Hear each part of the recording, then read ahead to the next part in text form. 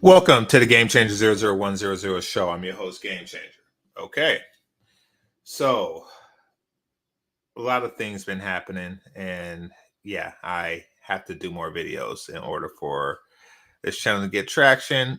But to be honest, I've been just real busy with life and stuff. Nevertheless, I'm going to continue to provide you all with quality content. So here we go. Let me first start off with the short of the day. Hit that like button on your way in.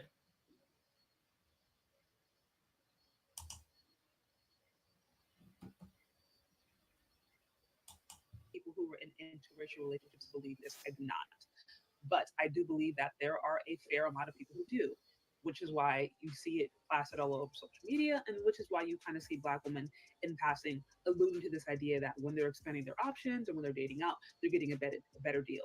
This is a popular ethos. Lyndon, this is okay.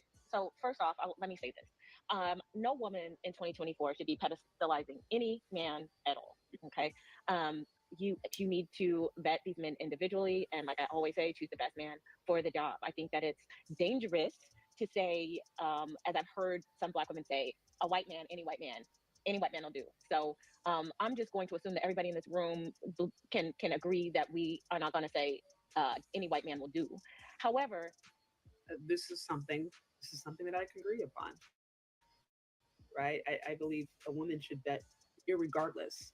I do not believe that 100% of people who were in interracial relationships believe this. I do not. Okay, so here you have Shay Sade saying that Black women are pedestalizing white men, and Crystalline Karazin responds with, "Oh, I don't think that any woman should pedestalize any man." Now that really says something about Black women, because what it means is that you or your son, when you're with Black women, with a woman like Crystalline Karazin, who is attempting to cross over, she has a failed attempt. She has several failed attempts to cross over. But when you deal with a woman like this, she will never pedestalize you or your son, because she don't feel that any man should be pedestalized. So, and all pedestalization is a high value and a high regard of someone, which typically comes from when a woman loves a man to an extraordinary degree. That won't happen with Crystalline Karazin, is what she's admitting to. Nor would it happen, with the son. That song, let's hear it for the boys. That's not going to be her relationship with your son. Well, she's not going to have any more kids for obvious reasons, and Botox can't help your womb. But that thinking is bad. And also, she admitted in what she was saying that, hit the like button. She also admitted in what she was saying that women out there do that. They do pedestalize white men. Now, here's the thing about Black women, and this is the reason why I'm doing this show, is because I don't believe that Black women, Asian women, I don't think that they pedestalize white guys.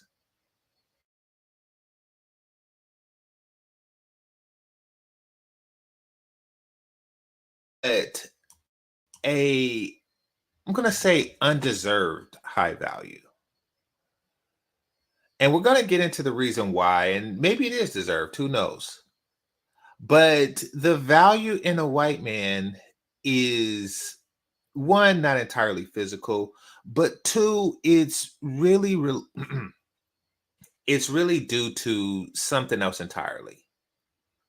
It's really due to something else entirely. So we're going to get into that now. One of the main values that Black women and Asian women see in white men is stability, or at least a reputation of stability. Black men, unfortunately, has spent a lot of time creating a relationship or a of players. Now, it's not a successful image. It's because now it's turned into it's now turned into a bunch of guys going out begging for sex everywhere. And that gets old really quick. I mean, it was cute, it was new, probably in the 90s or something when, women wanted to show their liberation.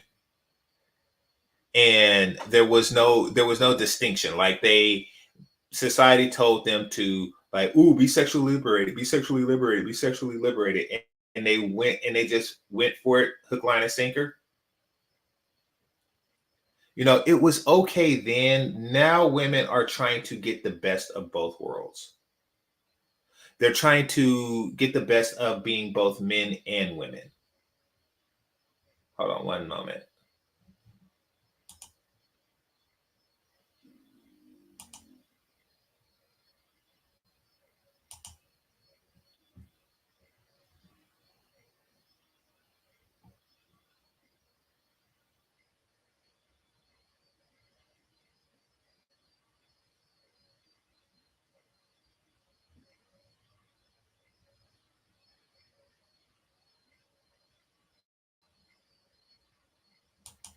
Okay. Yep. All right. All right. Let me just make this because I'm trying to get past this shadow ban problem. So bear with me. Let me just present the screen and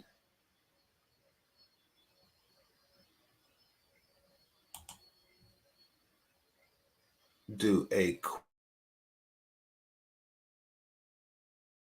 this screen here. All right, y'all see that, right? So this is my other channel, and right here, this should be showing red right now because we're like 7 minutes in, and this is a notification that y'all would see on your phone. But even though you see it here, that my show has started, you don't see it here. So that is a problem that I am going to bring to the attention of YouTube after this show, after this stream, because this is ridiculous. But in the meantime, while I'm working through that, y'all go ahead and hit that like button. Greatly appreciate you. All right. So, yep, and it's still not. I just did a refresh and it's still not showing. So, yeah, not good, YouTube, not good. All right. Now that we got the particulars out the way. So, yeah, the appeal of white guys is that there's none of this hustle crap, at least not their reputation. They focus on making a reputation more like, Hank Hill, Homer Simpson. Like, these are guys who are stable. So women who are looking for a stable life, they tend to go towards them. Also, standards. Women, believe it or not, and I know that Black women are significantly different, but they like to meet a certain standard. They like to feel as if they are meeting a certain standard. And unfortunately, because we do this player thing, which requires a lot of diversity, and it requires quantity over quality, Black men have lowered their standards significantly, because the standard of women that you're willing to sleep with is significantly lower than the standard of women that you are willing to be with. And since we spend a lot of our time in this player lifestyle, we speak on the standard, or we speak to the standard of women that we're willing to sleep with, whether it's hot or cold, meaning whether it's been a long time or it's been recently. We have lowered the bar significantly. So there's really no prize.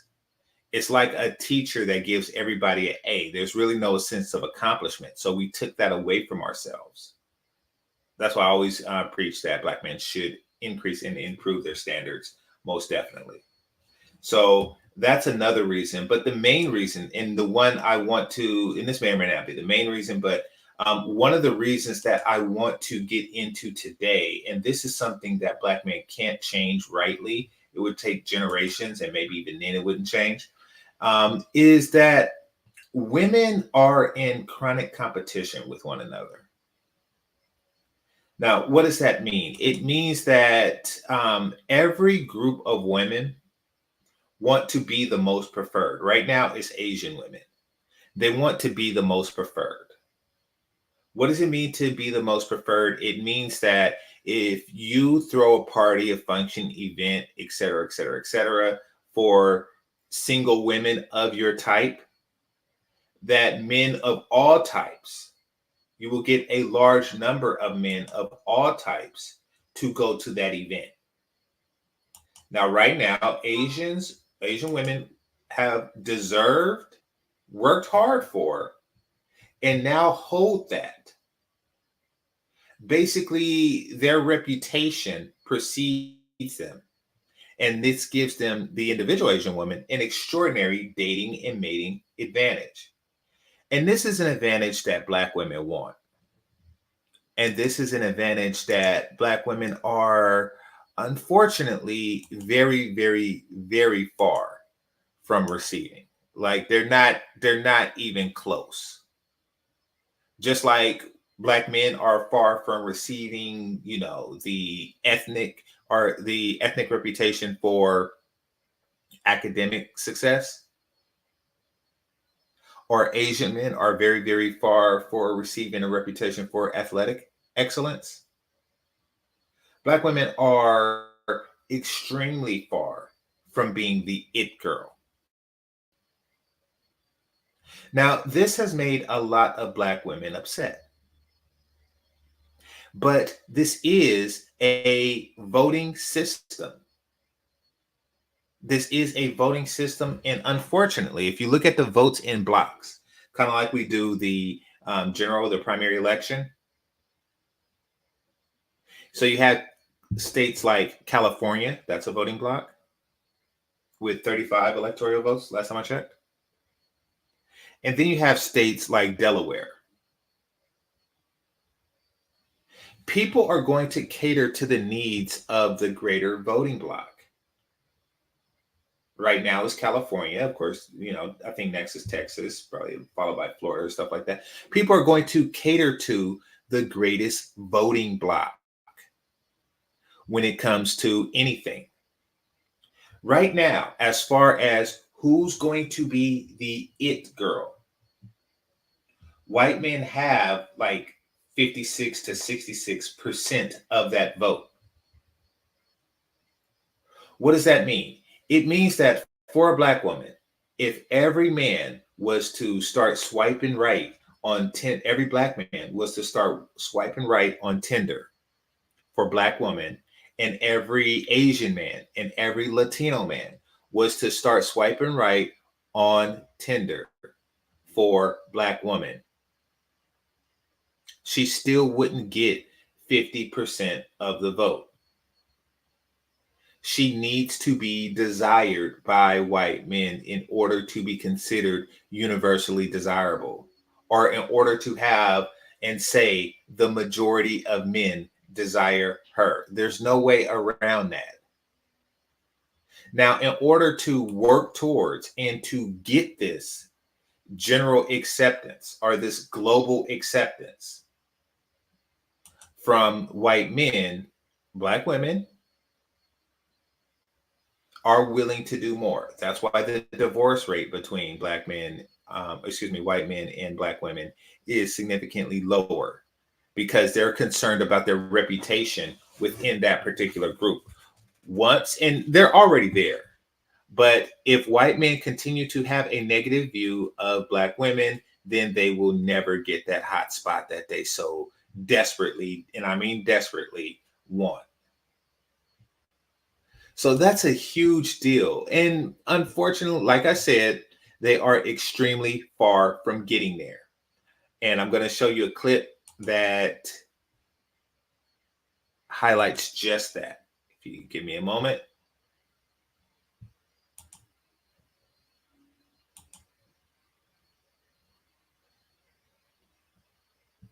Hold on.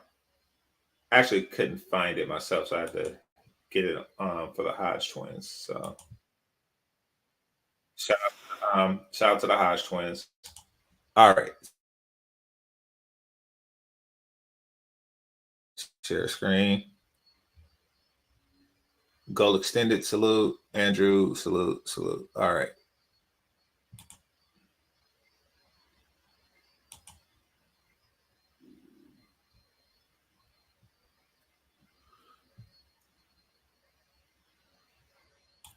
I'm not into black women. Oh.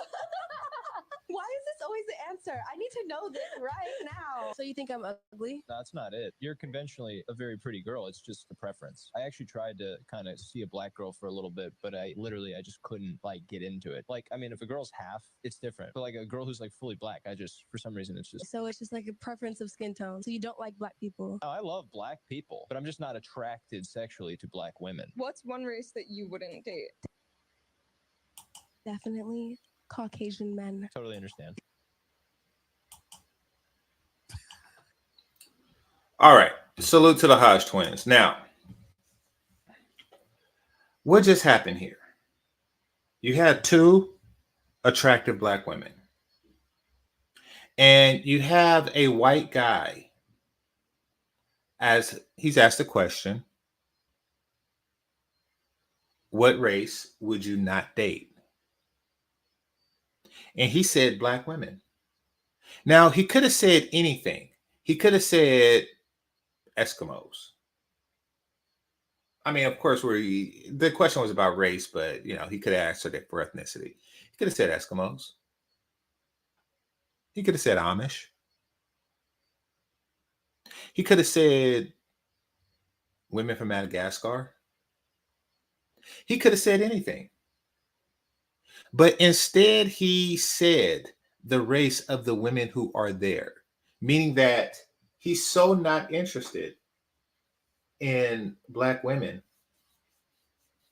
that he's not going to even tell the attractive black women sitting in front of him a lie for a chance to hit it.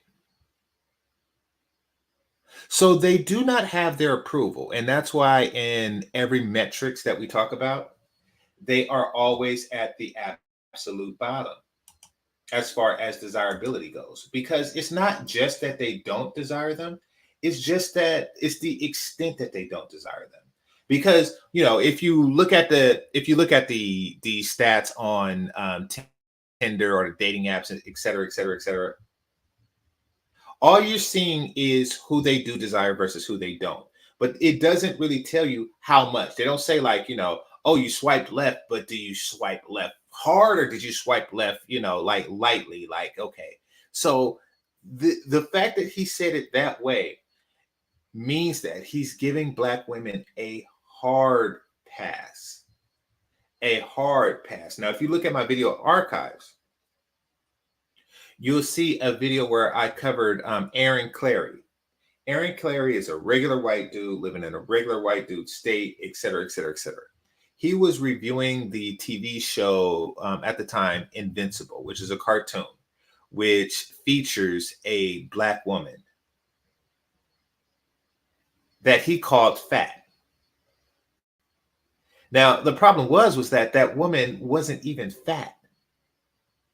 This is a white guy that seen fat in a woman who wasn't fat. And I'm not talking about she was, thick or something like that, or she was borderline. And in my opinion, she was fat, or in my opinion, she was slim. And in his opinion, she was fat. No, it wasn't even that. This chick just wasn't fat at all. She was the shape of every other female cartoon character, Marge Simpson, Lois Griffin type shape. So yeah, they see the negatives even when it's thin. And that's because the women in your community that you all refuse to check for destroying your reputation is running rampant. They're stealing all the oxygen. They're stealing all of the reputation from you all, while y'all just sit and do nothing. See, Asian women make sure that they maintain a positive reputation, which is why you don't see them often on World Star Hip Hop making a fool of themselves. Exactly. So somebody said most B-dubs are borderline hippos. This is true. And the ones who are not don't check the ones who are. So the ones who aren't don't check the ones who are. So of course, listen, if every Prius you've seen is white, there's gonna come a point, well, some people, when they see a Prius, they're just gonna associate, or when they see a white car, they're just gonna, that's of similar shape, they're gonna assume that's Prius. That's just how that works. Like, unfortunately, they have been categorized. That is an obstacle that they have. White guys aren't even taking the time out to discern if they're attractive or not. This is an extraordinary disadvantage that they want to get rid of. So a lot of black women, when they date, they cross over, et cetera, et cetera, et cetera. They do go the extra mile to assure that the white guy that they're dating, mating, et cetera, et cetera, et cetera, with has a favorable opinion of them, which is why you see so many lopsided relationships where you have the black woman who's exceptional as far as looks and everything else goes. And you might find her with a white guy who is very unexceptional in those same regards. This is to assure that he go back and tell his friends about how, this guy who's a 6 went out with this girl who's a 9, but, and she was so polite and everything was on her best behavior. This is her attempt to steer the reputation in a negative way, or in a positive direction, which is good. It's good that you have that attention, and it's good that you have that value. But trust me, with only 20% of you being thin, it's not going to be enough. They're always going to see that as what it is, and that is an exception to the general understanding. They know that if they go to, an event that's full of black females, they know that what they get is going to be something. Okay, put it like this. They know that if they throw a rock into a crowd of black women, it's going to hit a fat one. They know that if they throw their rock into a crowd of black women, it's going to hit a single mother. It's going to hit somebody who has a very unpleasant personality, though she will pretend to have a pleasant personality with you. They know that even if they do get a woman who checks off all the boxes, that there is a good chance that she's going to have such strong race issues like Kristen Kerrison does, that it's going to affect the relationship between mother and son. They know all these things. Asian women made it a point to make it clear that the majority of, hit the like button, the majority of people who date Asian women will have, and marry Asian women, will have a pleasant experience. And I'm not talking about just putting out on the first date or something like that. No, that's not. No, I'm talking about just general. You're going to have a effective tiger mom raising your son to be a doctor, all at the same time. A woman who maintains her waistline until she's 55 and some crap like that. A woman who is educated, who is more educated, but don't throw it in your face every 5 seconds. And on the sexual front, a woman who gives you what you want, when you want it, and how you want it. A woman who has a career but still don't neglect in her duties to house and home. They have earned that reputation. Black women feel now that if they behave like Asian women to white men, and then tell those white men that the reason why because their reputation, the way you treat your own men, other guys are going to look at that. So now what they're trying to do is trying to say that, okay, they deserved it. That's what they're going with. We're going to treat white men a lot different than black men. And the reason why we're doing this is not because of internalized hatred. It's because they deserve it somehow. Now, and you've probably already seen this, but y'all haven't seen my take on it. So hit that like button because oh crap, I didn't have the thing up. Because I am about to give it now. But y'all all seen that whole Tinder thing, and like black women are like, oh, it's racism. It's racism because the Tinder app, or no, was it Hinge? I think it's Hinge. Okay, full disclosure, I do not do online dating. And I haven't in the past, but as far as the swipe online dating goes, I have not done that for great reasons. I have not done that. And I'm glad that I haven't after I've done this research. Hit that like button once again. And here, let me show y'all exactly what I mean. So,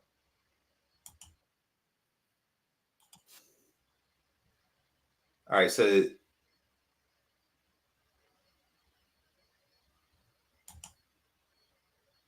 says white men don't get the average Keisha. Nobody gets the average Keisha.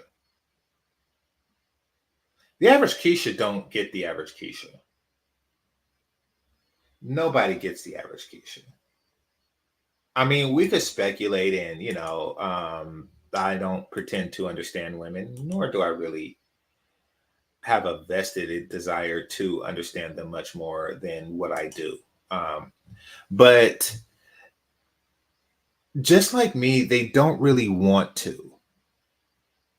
They don't see them as worth exploring because there's really no gain. Like, you can explore them all you want to, or you can study Japanese, which, if you're a white guy, which will give you a better quality of life. Studying Japanese to increase your chances of getting with a Japanese woman, or studying Keisha to give you a better chance of getting with what you see on your screen. Actually, this is the wrong one. I meant to start with a different one, but we're going to come back to her. Especially considering that Keisha is studying you now. And she has, I shouldn't say now, because she has been for a long time. Keisha is studying Brad to try to figure out what he wants so she can not be Keisha. And that's another thing. Just so y'all know, Keisha doesn't want to be Keisha. Being Keisha is like being in the ugly girl sorority. And I'm not going to, shout out or mention which sorority I think is the ugly girl sorority, but I think y'all all know, as far as the black sorority goes, which one is the ugly sorority, just to throw it out there. But yeah, Keisha is something that women generally don't want to be.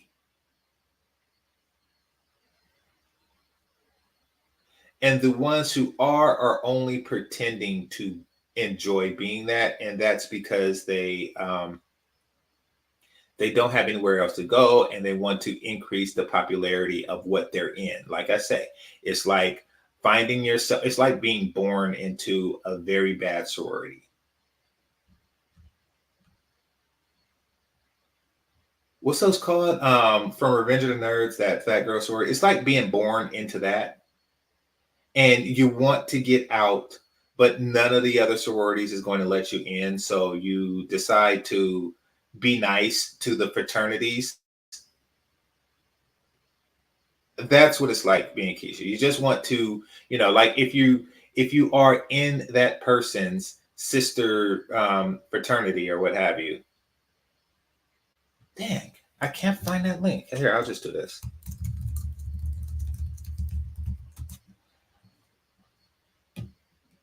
I need to stop trusting my video history to get me to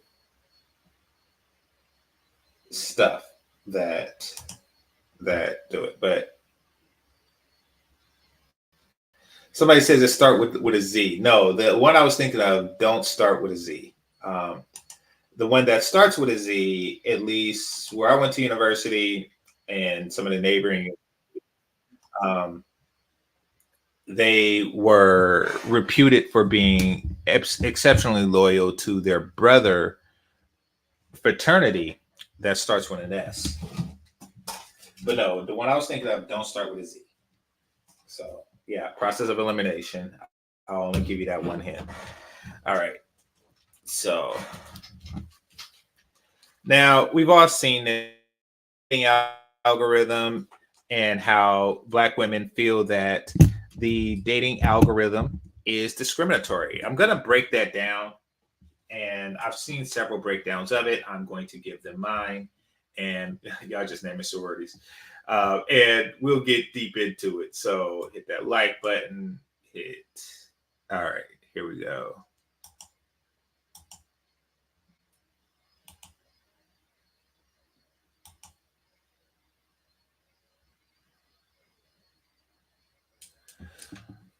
All right. So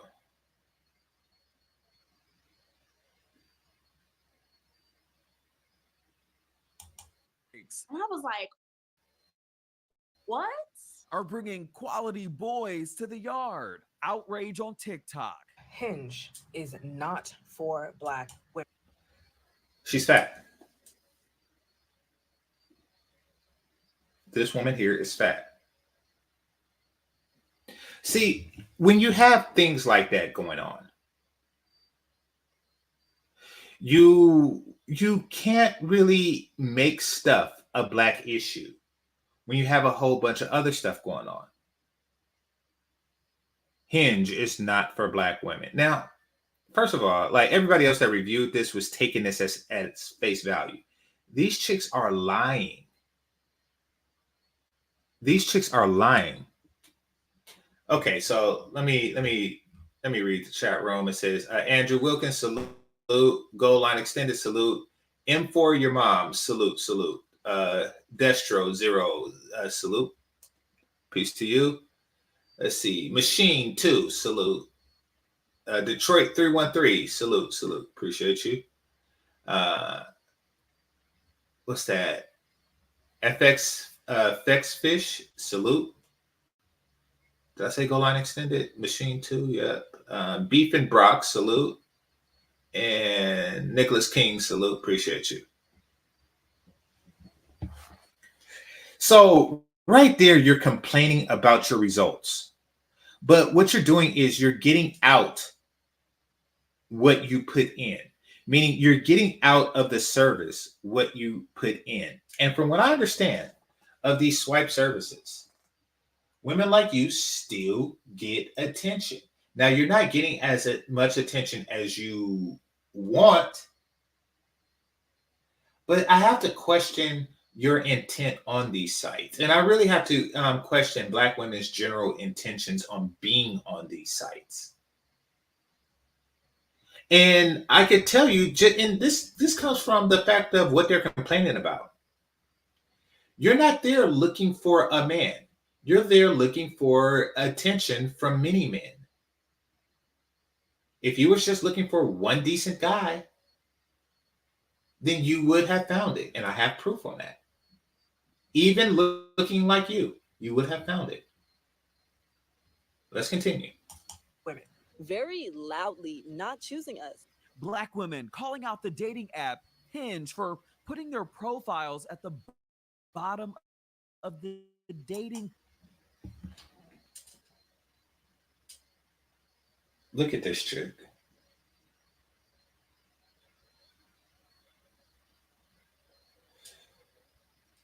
I don't know if she's now texting her boyfriend while complaining that she's unable to find dudes on Hinge. See how terrible y'all look? Yeah, she is. Because right now she's saying she's filming a YouTube video, but she is talking to her dude. Well, let's see if she's one of the people complaining before I get into that. Let's see. Pool. It led some of them to change their settings as white women in the app. Like it was literally night and day. And suddenly the caliber of men changed. That's disappointing. So the Shade Room had some single men put the theory to the test. What type of women does the app feed them most? But when you first brought it to me, I was shocked. Are black women harder to get versus white women? Let's talk about it. I'm Justin Carter. This is TSR Investigates.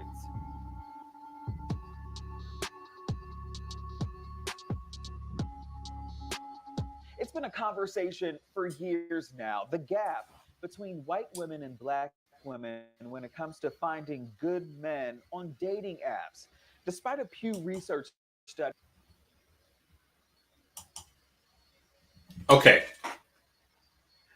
I'm going to put a warning out there just in case he's watching. Hit the like button. MTR. If you let yourself go, this is what you'll look like. MTR, if you stop working out and stop maintaining, because you're either 40 or about to be 40. If you let yourself go, this is what you'll look like. And I'm not saying he's an unhandsome dude. I'm saying he looks like you, minus the efforts. When it comes to finding good men on dating apps. Despite a Pew Research study that found that Black and Hispanic women use these apps the most. Now, this is interesting because I didn't know that. According to Pew Research, Black and Hispanic women use the apps the most, meaning that the lower population uses the apps more. Black women are only, 13% of the overall population? But they use the apps over a third of the time, and another third is used by Hispanic women? Wait, something's not right about these stats because... Okay, maybe they're doing a percent of women in that particular group that does it. Still high, because this doesn't add up to 100%. But nevertheless, it's still high. Now, there's a reason for that, and it's not a good thing, because this is not an indication of how eager they are to find a husband. This is a indicator of how eager they are to find something else. So I'm going to come back to what that something else is later in this video. In the meantime, hit that like button. And remember the 1 minute and 10-second mark. All right. Many are saying that they're getting the least likes, and the crop of men to choose from are often slim picking.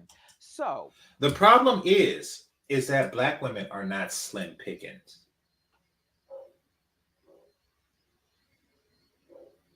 I repeat, Black women are not slim pickings.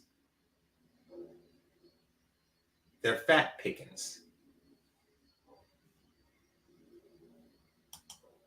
a group of Black women on TikTok, they decided to change their settings from Black to white on Hinge to see if the crop of men changed. And it did significantly.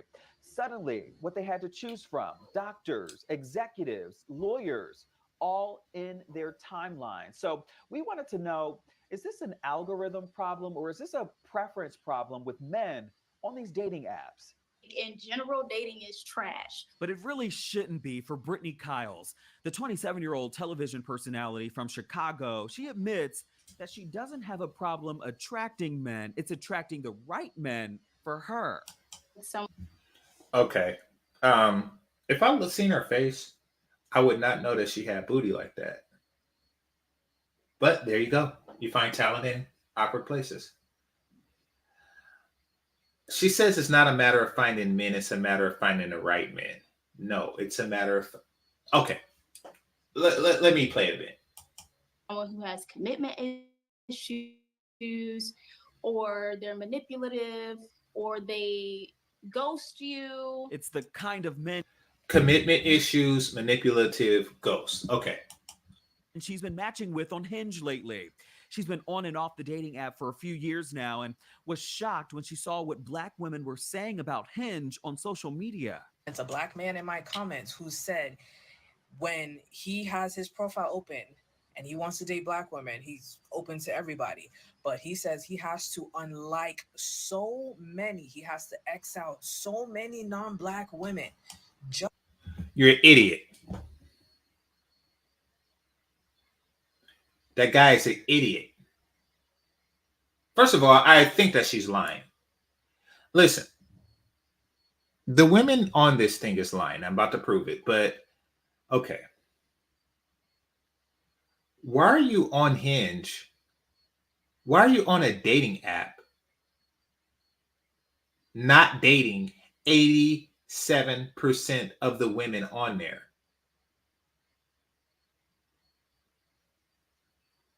Like, oh, I have to X out all the. Why are you Xing out the white women? Why are you Xing out the white woman to get to only 13% of the Black women? And that 13% look like this.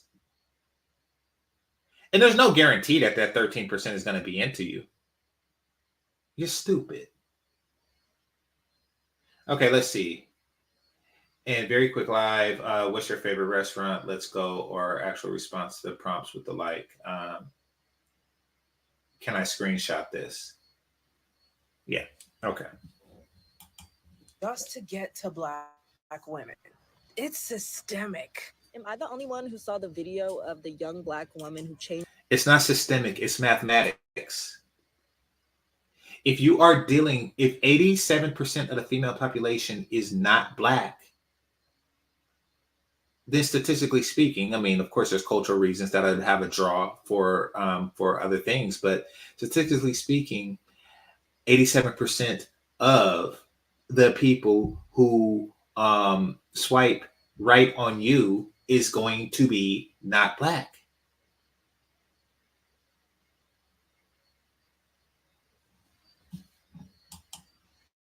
Changed her race on Hinge to get different matches. Change your race to white or Asian, but hide it so when a man sees it. She said it was experimental and it was just to test out the algorithm. Like, I'm not gonna do that.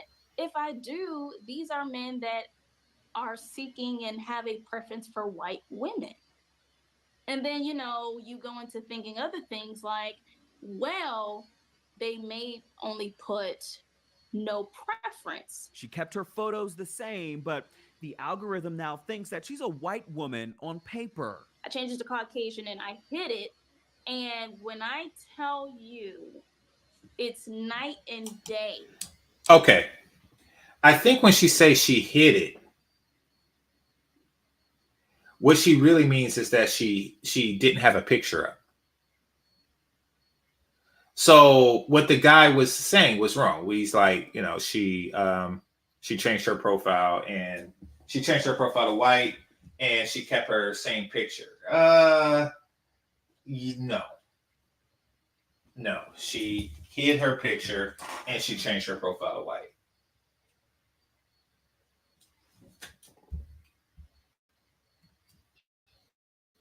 What I was getting. She went from matching with the dusties, as she calls it, guys with maybe questionable jobs and baby mama drama, to these men. For instance, an IT professional, a managing partner, and a sales rep at a legit. Ooh, a managing partner. Ooh, a sales rep. You know, when you walk into Macy's, she gets that guy. She gets that guy. Yeah, when I walk into Macy's, you know, that guy that says, you know, hey, this perfume would really smell nice on you.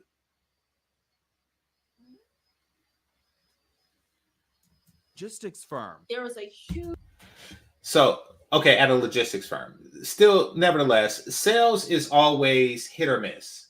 Sales is like being a barber. You know, you can either make six figures or you can make $6 a day. You don't know if they're the barber with the chair that's empty, or you don't know if they're the barber who everybody in the hood is waiting in line to sit in that seat. You don't know which one. But she is upping these guys. If she had met these guys with the same occupation, because all of these occupations is questionable. Okay, here's what I mean.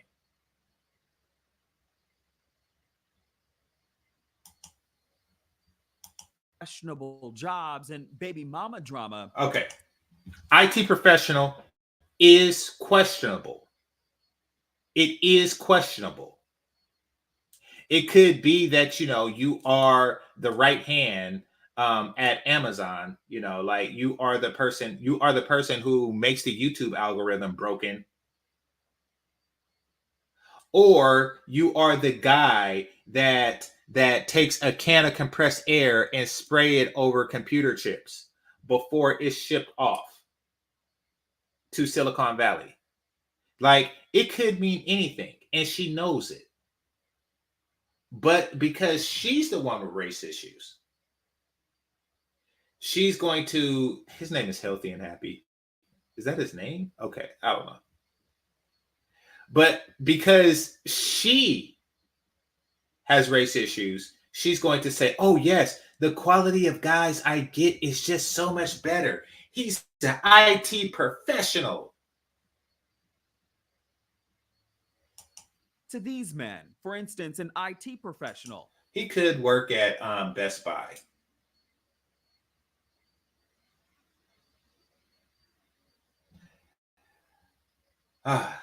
Managing partner. Ooh. At Wendy's? Okay. A managing partner.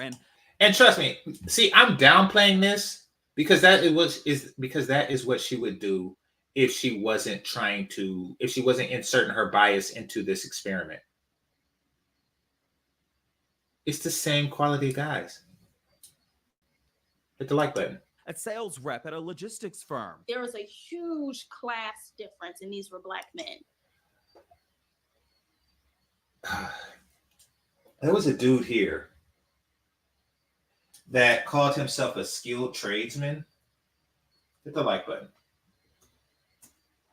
I was a skilled tradesman, 22 years, never took a vacation, blah, blah, blah. Listen, a skilled tradesman could be anything.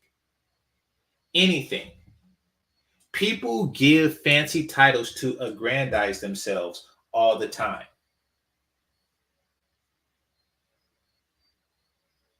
Like, none of these things are direct. None of these guys are, like, lead attorney is unquestionable. It's unquestionable. I'm a logistics specialist, aka driver. That's right, because you're a managing partner, right? I mean, aren't you partnered when you're a driver? Like, aren't you a partner of Lyft, a partner of Uber when you're a driver? So she's definitely slanting the scale. She definitely has her thumb on the scale to prove a point here. And I messaged the men who I matched with, and I said, what's your preference? What did you put as your preference? Because I don't even know men who only prefers white women. One guy said, if you don't shut the hell up, I'm on here looking for some booty or a relationship, which comes with booty. And you giving me this woke, like guilt trip? I didn't come for that crap.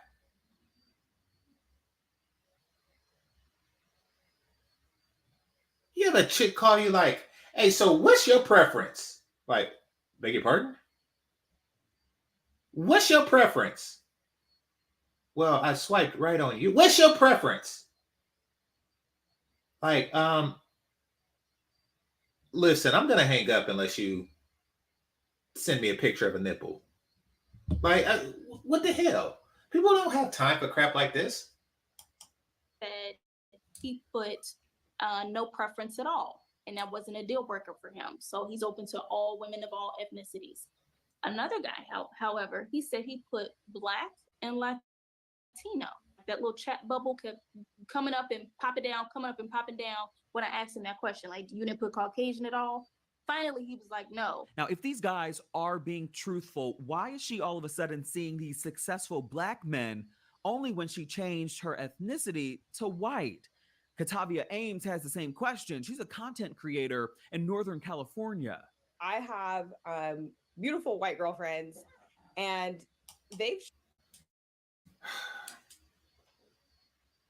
Fiona from Shrek. Fiona from Shrek. Listen, you have to actually. The last one was cool, but you actually have to find women who look worth a damn, and to prove that it's a problem with the algorithm. Okay, so Brenda said something. Let me, because Brenda said, "Hey, I'll do that with you. I'll do that with you." For those of you who don't know, I'm gonna meet up with Brenda pretty soon because I'm gonna be in her home city very soon. But I meet up with her and her boyfriend. But says apps are mainly for hooking up. I said what I said. It's too simple for it to be for long relationships leading to marriage. Absolutely. Absolutely. I mean, because a person isn't really on both sides, because they're not really putting in work, then they're looking for an easy connection. Now it can be used for just because it's simple. That means it can't be. It can be used for that, but it has such a high yield for women that they can only use it for that purpose.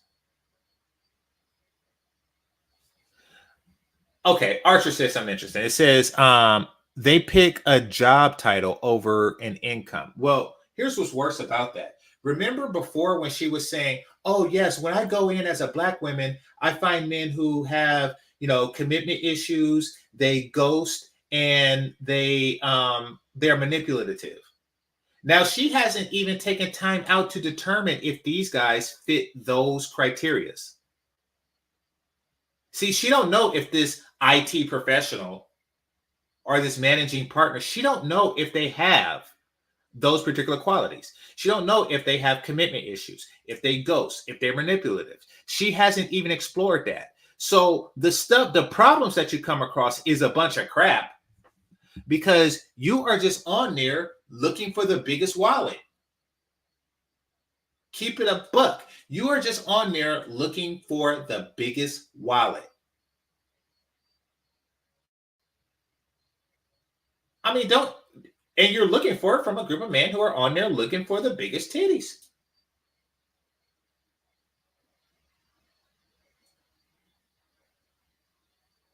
So we've already established that the last one was a liar. This one is less attractive, but let's see what she has to say.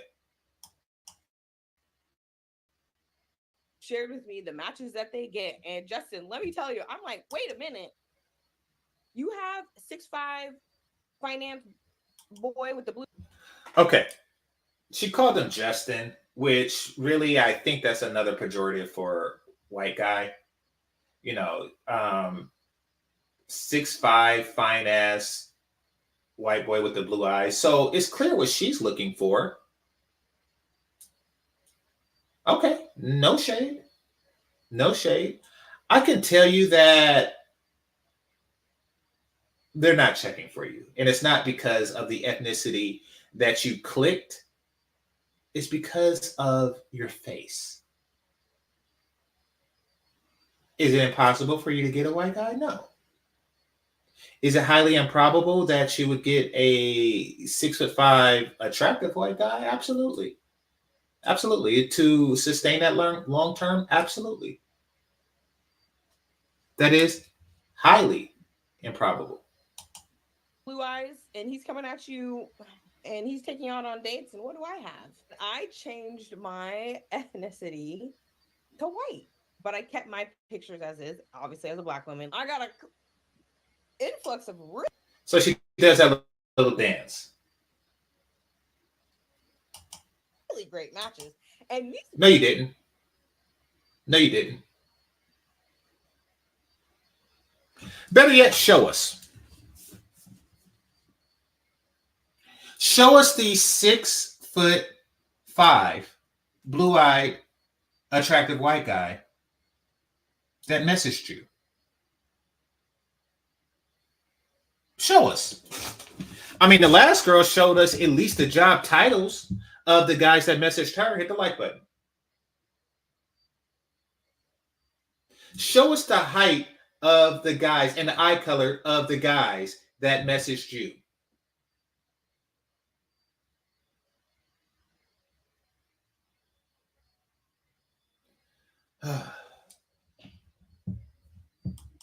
men, and when I'm saying like good matches, like they had great Jobs. Yeah. That's what it's all about, fellas. And that's enough. Why do you think that these guys aren't feeling you like that?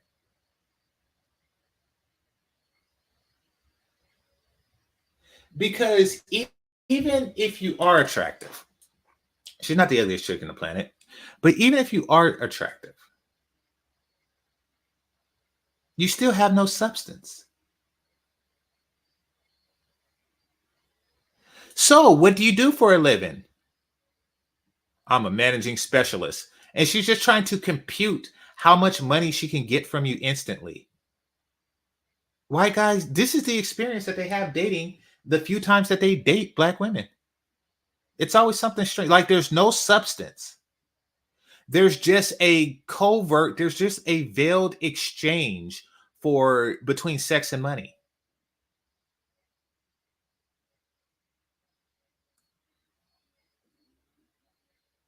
Like, ooh, a doctor. It's like, okay. I mean, y'all gotta, these chicks are terrible at dating. Imagine if guys were to begin dates on um um what value do you bring to me? For example, if the first question I asked was, hey, do you have a gag reflex? What's your cup size? When was the last time you had an STD check? How do you feel about, or are you bisexual? They would say that that was a crappy date because the guy had no substance. They were actually communicating with me, putting in some effort, and they were good looking as well. But that's just kind of the reality that we live in. That again, the whiteness is always going to be pushed. It definitely makes you feel like maybe that She says that while pushing the whiteness.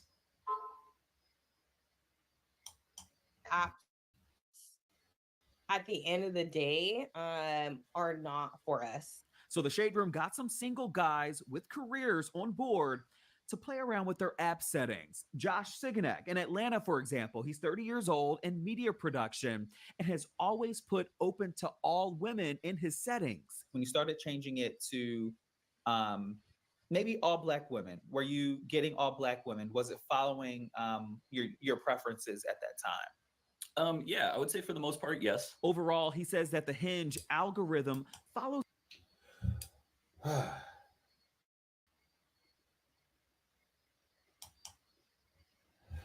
Why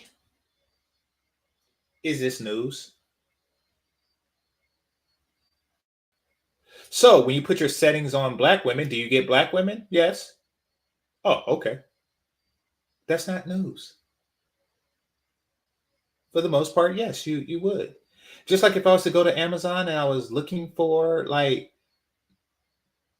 Doctor Who DVDs. Like, so when you type in the Doctor Who DVDs, do you get it? Yes. It's kind of like that. Oh crap. Is at that time. Yeah, I would say for the most part, yes. Overall, he says that the Hinge algorithm follows his wishes when he started changing his settings around. He did mention, though, when he made the cold switch to black women as a preference, it did sneak in a few white women. I definitely saw. Oh, a few white women. But they would still sneak in. Every so often, they would still sneak in someone of a different ethnicity. And that could. Okay, that's not a big problem at all, but they're trying to make it out to be a problem so it can be news. The truth of the matter is when you click black, you get mostly black. You may get a white woman there from time to time, and she's probably on some Rachel Dolezal stuff. But the algorithm does work. Could be because you have liked that specific ethnicity in the past, right? Right. 28-year-old Chad Franklin, a businessman and influencer from Los Angeles. My Hinge profile went mega. A businessman. Now, if the first woman seen his thing and said, oh, he's a businessman, she will give greater scrutiny to categorize him as a dusty. Because a businessman could be anything. You know, you could be a person who sells, what's that called? Amway, or, you know, just a person that goes door to door selling stuff. And yeah, he owns his own business. Or like somebody said, like a driver, you know, that is your business. This is the Chad we talking about. Maybe. I don't know. Is he attractive? Because, yeah. Viral. He's single and often goes viral for his dating app hacks while helping other men maximize their own experience. Okay. He says that Hinge by far is the best for him, as he too is open to all women in his settings. And are you getting? He says that Hinge by far is the best for him, as he Okay, I'm going to follow this a bit. I want to see what's going on here, and I want to see why this biggin has an arrow pointing at her, and this one right here don't have an arrow pointing at her. So why are the okay? So you have this guy with a crown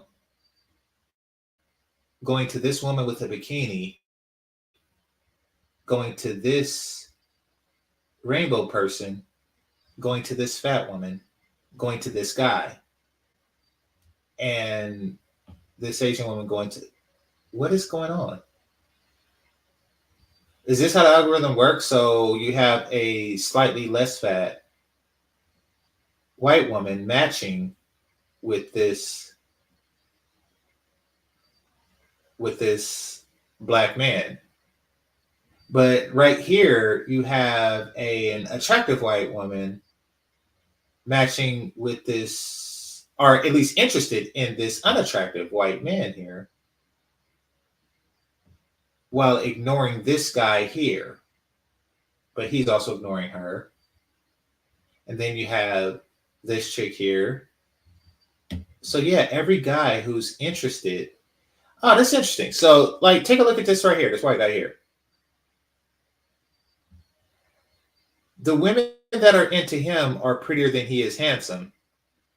Yet he's going for the woman who's extraordinarily prettier than he is handsome.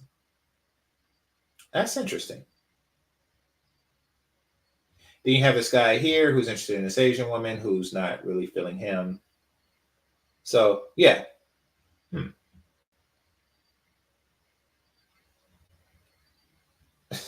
She said he's not white enough. Too is open to all women in his settings. And are you getting just a full plethora of women? Absolutely, man. My age range is set from like 23 upwards to 31. So, and I see all types: girls with kids, girls with no kids, girls with tattoos, no tattoos, piercings. He says for him, there's nothing wrong with the Hinge algorithm. He says it's up to us as Black people to know where we thrive. Even me, you know, white men do better than me on dating apps, but I'm not going to sit here and get mad at it either. Hinge doesn't owe you, especially if. Well said. Well said. Listen, why are these women looking to a place like Hinge for affirmative action. They want affirmative action penis, just like they have affirmative action everything else. They want affirmative action penis too. They want guys to accept them on a quota basis as opposed to their own merit. If you're not paying them a monthly subscription, they don't owe you nothing. They're not your matchmaker, right? So my advice to people who aren't having the most success with Hinge, do what your grandma did, do what your mama did, and get the boots on the ground. You want to meet a lawyer or a doctor? Okay, during freaking lunchtime, go hang out by all the lunch places by doctors and lawyer office. Okay, this guy is he's a dating coach, so they say stupid stuff all the time, but and he's also young. Listen, don't do that. That is annoying. I want a doctor, so I'm just gonna put on my best dress and stand outside of a hospital. It's like, really? Like somebody come down like, "Ooh, ma'am, are you lost?" Like, no, I'm not lost. Oh, and they do this. They black women actually do this. When you look at the sprinkle chicks, they like go to these places that they have no business being in. They're not dressed for it. And people look at them like, what the, just like when they were going to Afrotech, like, ma'am, are you in tech? Like, no, I'm a secretary for a dentist. Well, I have to ask, why the fuck are you here? I have to ask, why in the entire fuck are you here? It's the same thing with guys. That's like saying, if a guy is into yoga chicks, if a guy is into, yoga chicks, I think Melanie King said that one time. It's like, oh, you want to know where there's some beautiful and nice shaped women? At yoga class. It's like, yes. So you can either be some type of creepy asshole that stands outside of a yoga studio, and then when the chicks come out, be like, hey, how you doing? It's like, why are you here? Are you just standing outside of a yoga studio waiting for the class to end? Or you can go to a yoga class and they're still looking at you like, why are you here? It's the same thing. Don't do that. Don't be some chick standing outside. Okay. I'm going to keep it a buck. Women, when y'all do that, y'all look like prostitutes. And the doctors actually think that you are prostitutes. And in a very real way, you are a prostitute. You are looking to exchange your sexual value for financial gain. You are a prostitute.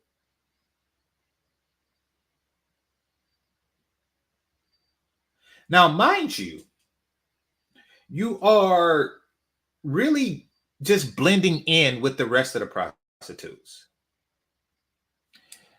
You know those schools that they have on daytime TV?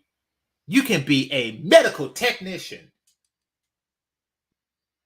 You can be an x-ray technician. You can be a phlebotomist. You can be blah, blah, blah, blah, blah, blah. And you spend anywhere between $60,000 and $100,000, which is more than it costs to be a nurse. But you spend anywhere between that to make $40,000 a year. Just so you can be close to a doctor. But at least they're putting in the work and money to actually, so the doctor will actually know their name. They're not just going to a hospital and standing outside the motherfucker. You can be a legal secretary. These are things that they do, and it's full of women that that are just trying to get into the proximity of successful men.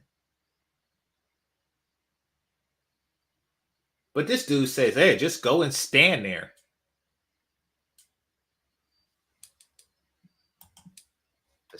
He says we also have to look at ourselves. He says that the apps are taking data from your previous likes, which can affect your choices moving forward. Are black women harder to get versus white women? Let's talk about it. I have dated black women, but the kickback I get from some of them, I'm gonna say that twice. Some of them, one more time, some of them is that I'm not there. I don't have that from the street charisma that they're looking for. So these girls in LA, they're looking for the hood. They're not looking for the. They're not looking for the hood. You want to know what black women are looking for? Whatever it is you are not.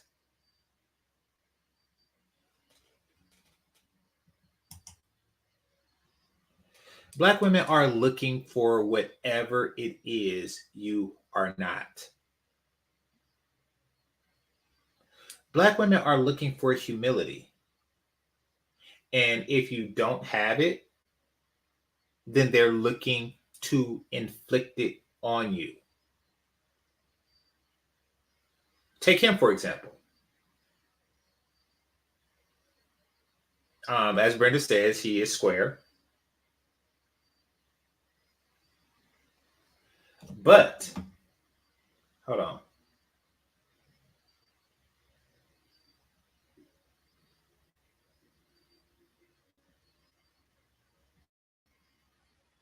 Hold on. I can't find her.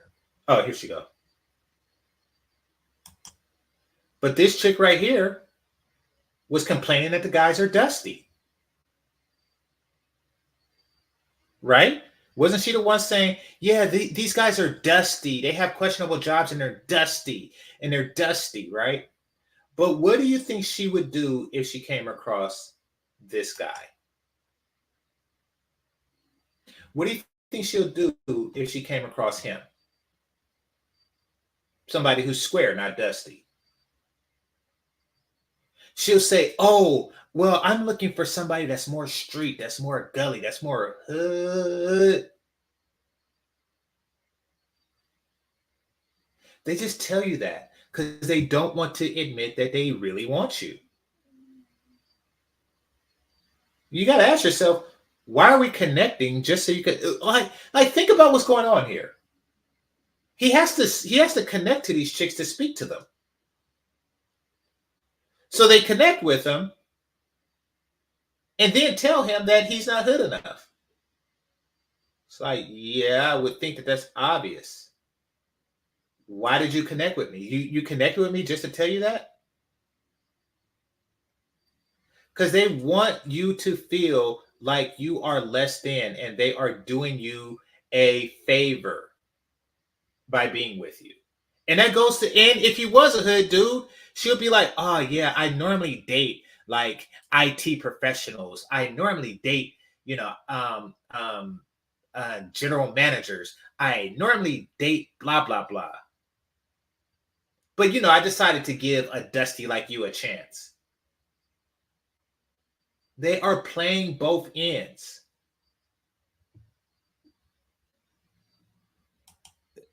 Some I have been, told that a couple times by girls. So it has turned me off sometimes, but I do like dating black women because I feel like that's a relationship that will make the most sense for me. I'm just going for, who likes me. And if I were to open up my Hinge right now. Why does that make the most sense for you? I'm not saying don't do it, but why does that make sense? You have to elaborate on that. Now, I probably see about 2 black girls, and the rest are, women of all nationalities. So I'm just going for who likes me and who's giving me a time of day. I did hear back from Hinge about their algorithm and the backlash they've recently received. A spokesperson, they wrote us in part, quote, that Hinge's algorithm paired with our in-depth profiles, they help people more quickly go on dates where they can better assess chemistry in person. Currently, we're setting up a date every 2 seconds. We show you who are most likely to want to go on a date, and who is likely to want to go on a date with you. This mutual compatibility is based on factors like who meets the preferences you set, such as an age range, distance, ethnicity, religion, family plans, vices, and more, whose preferences you also meet, the profiles you liked or skipped, and the profiles you match with. Our membership experience is sacred and Now, it's you liked or skipped, and the okay. You want to know what's not mentioned here? Size. Size is not mentioned here. So if you have a guy who's not into fat women, like most guys aren't, let's keep it a buck. I mean, the only guys are most of the guys who are claim to be into fat women, they're just into that because that's the only women they can get. But most guys are not into fat women, so they're going to swipe left on fat women. Now, what does that mean for black women?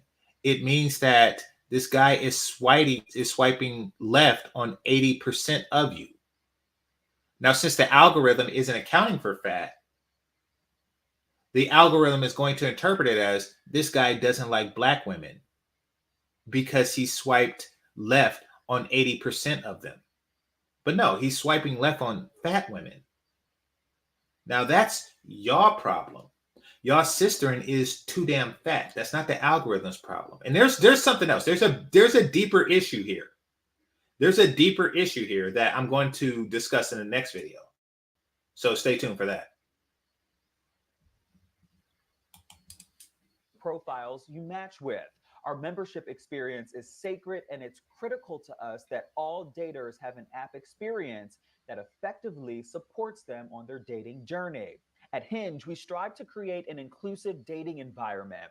While being open to meeting new people is a key element in finding a relationship, it's also inevitable that many people have strong feelings about who they date. The deal breaker option in preferences enables Hinge to assess what attributes are most important to users. We're constantly listening to our community to identify ways we can improve the experience for everyone on their dating journey. For the full statement, you can head to our website, theshaderoom.com. Now, as far as the women in the story, they did say for right now, they're going to take a break from dating apps altogether.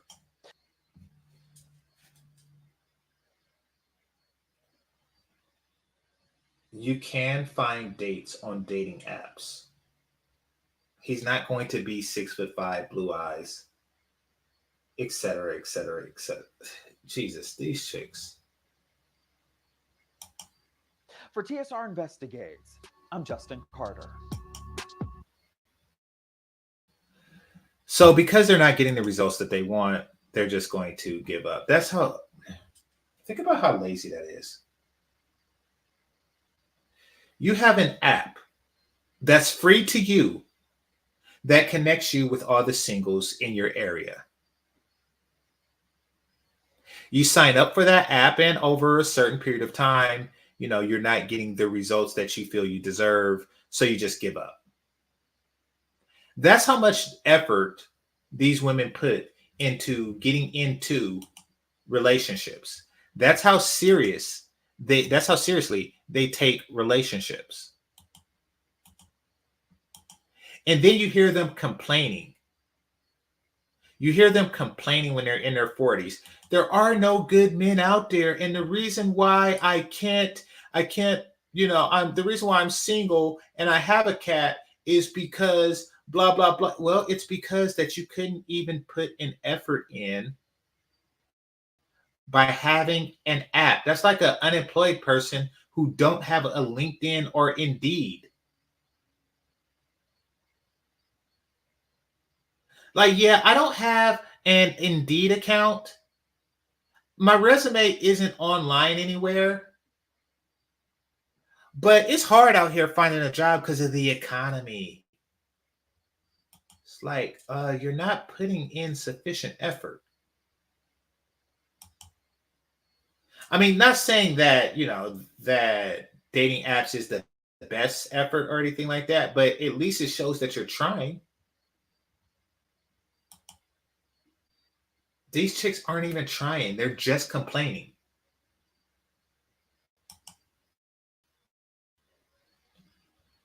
All right. So this next video, and I'm glad I dug this. Oh no, damn it. Yeah, that's it. Okay. And I'm glad I found this video because this proves what I've been thinking. This is a woman who did an experiment. Also, it's just that hers is more honest, and that's because she don't already have an initial bias. Like the women who did this interview, they went in with the understanding that they have to prove a point. And that point is that the algorithm is broken, is slanted outside of their favor. So their experiments is going to be an attempt to reflect on that because there's nothing wrong with me. This woman, however, did an experiment of her own. Let's take a look. Fair use. See if the experiences y'all are saying are true when it comes to Black women and dating. And here are the results. It's Amber J. Lee. Thank you so much for watching. Don't forget to like, comment, and subscribe. And let's learn, pretty girls. And also, while you're here, just follow my Instagram as I also post updates. When I got on the dating app, the first thing I noticed is a lot of the men on the dating apps are men who haven't dated in years, men who have not had a girlfriend in years, men who are looking for hookups, and older men. And if the guy... Okay. There you have it. Men who haven't dated in years, men who haven't had girlfriends in years, older guys, and guys who are looking for hookups. These are the 4 categories, and I believe her. I believe her for the same reason that I don't go on dating apps. And not to say that, that everything is rosy and peachy with me, but the reason why I don't really go on dating apps because I know how extraordinarily slanted it is. Like if you have friends or family members who are female and they do the dating apps and you see that their side fills up quick, it's like, okay, this is really not for guys. Like this chick, in 20 minutes she got 80 people in her inbox. Like I'm not going to, it's a useless waste of time at that point. But if you are the guys who are in the category that she described, then you're going to do that regardless. Now, I wanted to hear, let me go back because I want y'all to hear something.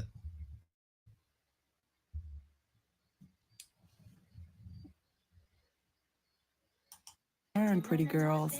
And also, while you're here, just follow my Instagram as I also post updates. When I got on the dating app, the first thing I noticed is a lot of the men on the dating apps are men who haven't dated in years, men who have not had a girlfriend in years. Okay. Why not those guys? Just because they haven't dated in years doesn't mean that they're bad people. Just means that they're a person that hasn't dated in years.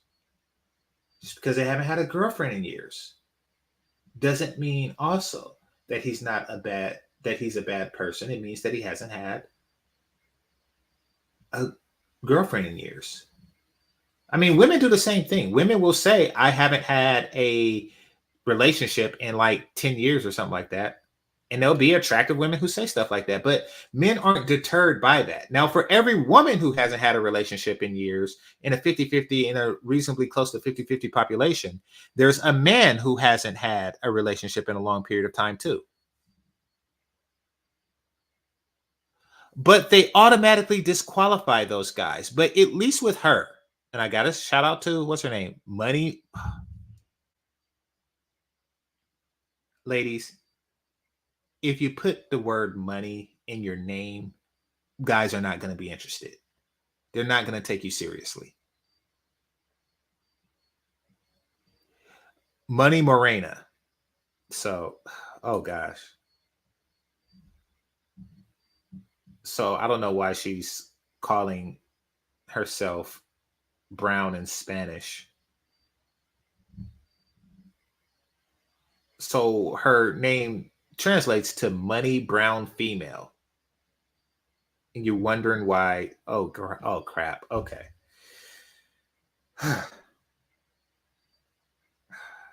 My head hurts.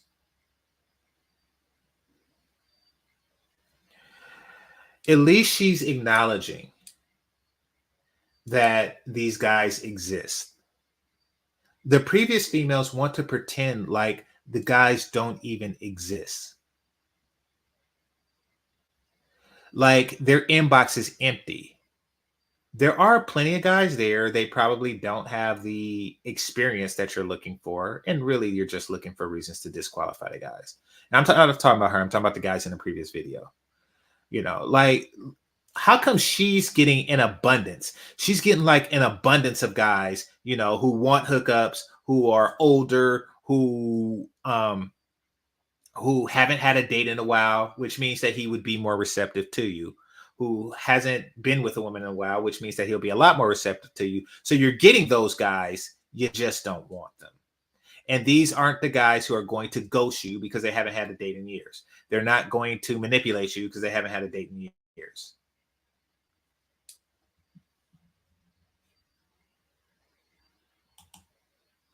Men who are looking for hookups and older men.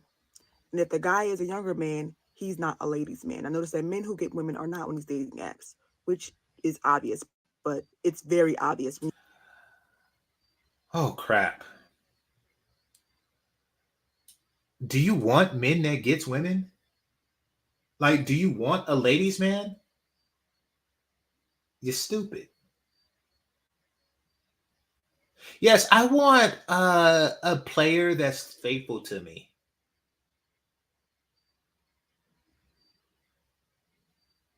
So what if they're not ladies' men?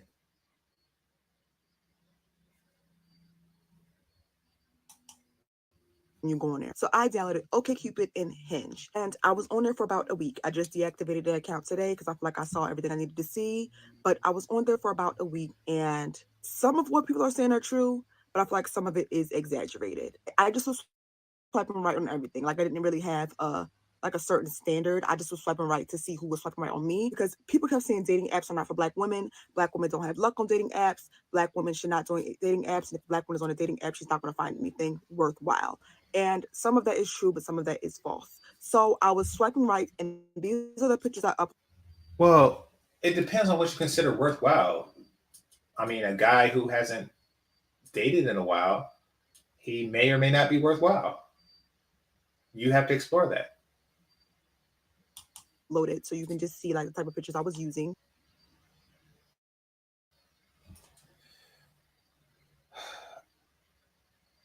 People will be extremely upset when they see the pictures and then they see her. Extremely. They weren't too much out there. To be honest, got a lot of swipe rights on white men. A lot of them. 8 out of 10 white men swiped right on. Look at this.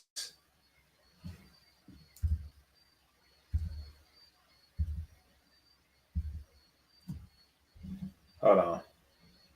I'm playing that again. Account today because I feel like I saw everything I needed to see. But I was on there for about a week, and some of what people are saying are true, but I feel like some of it is exaggerated. I just was swiping right on everything. Like I didn't really have like a certain standard. I just was swiping right to see who was swiping right on me because people kept saying dating apps are not for Black women. Black women don't have luck on dating apps. Black women should not join dating apps. And if a Black woman is on a dating app, she's not going to find anything worthwhile. And some of that is true, but some of that is false. So I was swiping right, and these are the pictures I uploaded, so you can just see like.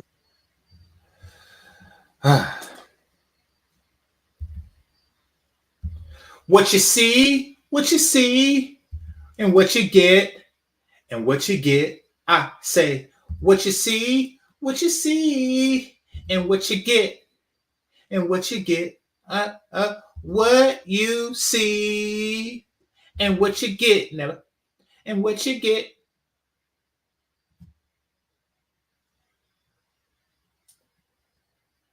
What you see, and what you get, and what you get. I say, what you see,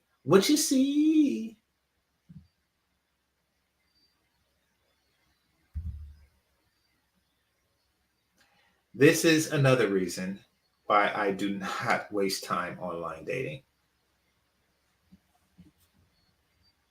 Are surprisingly received more swipe rights from white men than black men. Surprisingly, didn't expect that to happen. I got a total of 8,700 likes. So out of all the profiles, This is why I don't do it, fellas. And it's not that, I'm not going to pretend to be a ladies' man or anything like that. It's not about that. I'm not going to say I do well without it or anything like that. This chick just said she gets a total of she had a total of 8,000 likes in a week. Now, and the women are complaining. 8,700 likes. And the women in the previous video about Hinge are still bitching because bitch is bitch. This chick here got 8,700 likes in a week. And the other chicks probably got somewhere in that ballpark. And they're still complaining. Oh, yes, all 8,700. Did I say 1,000 before? 8,700. Yeah, but they're all dusty. Like, wait, what? Yeah, they're all dusty. I'm not getting enough. The white girl gets 10,000. You're telling me that you can't find one man in 8,700? Okay, somebody listen. I don't know how it works. Somebody says likes are not swipes. Okay.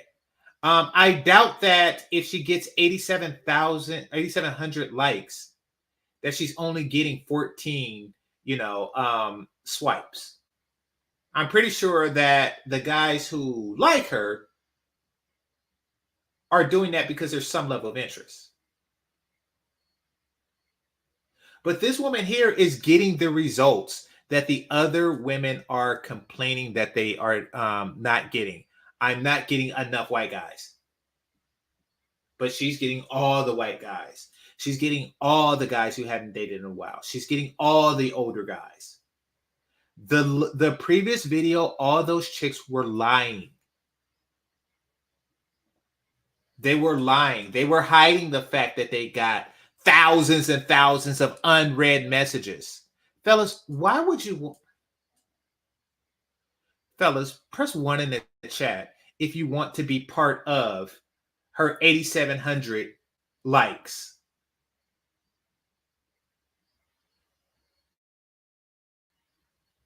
Like, no wonder guys are leaving. Who wants to be a part of that crap? Who wants to be on a waiting list that's 8,700 people strong?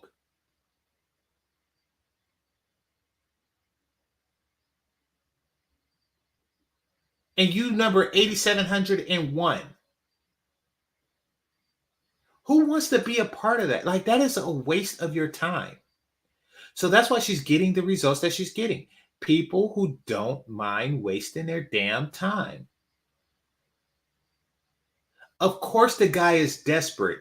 If you respond to him, then that means that, he's not getting response backs often.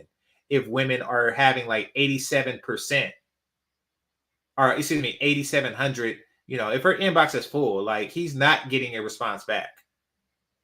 The only guys who are participating in stuff like this are guys who are who has like a telemarketing mindset when it comes to women. And I used to be a telemarketer, and the way it worked is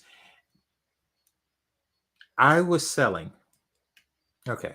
I was a telemarketer at a couple of companies when I was younger. That's what I did. It was my job right after Burger King. So one thing that I sold that was really hard to sell was cable packages. And typically, and I'm thinking like, hey, cable packages is easy to sell. And because who don't want cable? Who don't want HBO? And we're selling it to people who already had cable, who already had basic cable. We're giving them deals on packages like HBO, Showtime, Cinemax, and I don't think Stars was even around then. But so it seemed like hey, I'd buy it. That's what I was thinking. I'd buy it. I didn't because I didn't have cable at that time because I was broke as hell. Um, but it seemed like an easy sale, especially since the people who already had cable. But they sent us by sent the numbers that they had, the telephone numbers that they had, that we called in to sell it to, was of people who were very, very, very old, who really don't have a need or desire for HBO. I remember they liked game shows and they liked the Weather Channel. I did not know that the elderly just sit and watch the weather when you could just like go outside and experience the weather. I picture like the Weather Channel, would be telling a person that it's raining while they're sitting there in the rain. But that's what they like. That's their demographic. That's their age group. Westerns, all that stuff, which is something that HBO don't really have a lot of. So it was a tough sell. But what you find out in doing that is that if you talk to enough people, the news channel too. If you talk to enough people, somebody will buy what you're selling. So the people the guys who are doing these dating apps, they're like, listen, if I swipe right on 1,000 women, or on 8,700 women, one of them is going to suck my dick. That's the mentality that you're dealing with.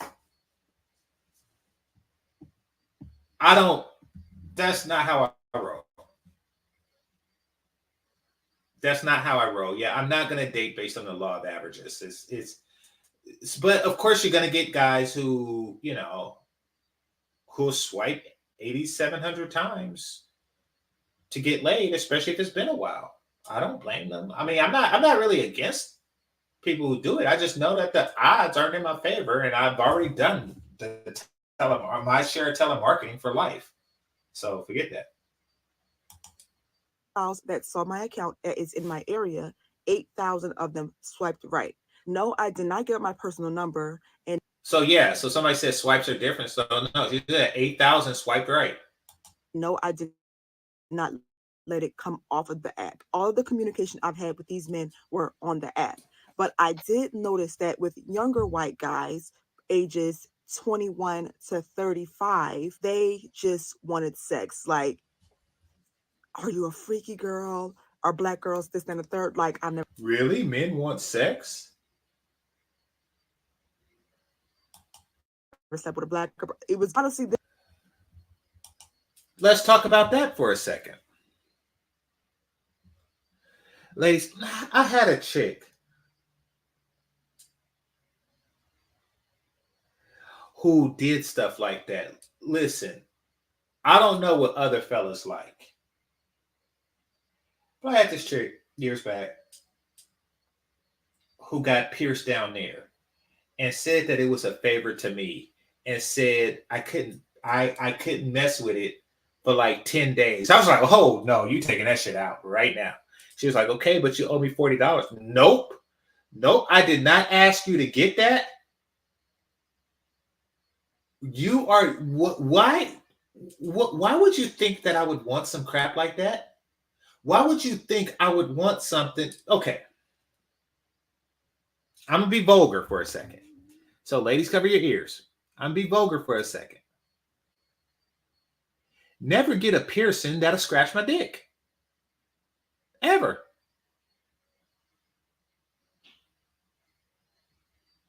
Never get a piercing that'll scratch my dick, and never get a piercing that'll put it off limits. I think she had like 10 days or something like that. I was like, oh no. Who told you to do some crap? 10? Nope, that was dumb.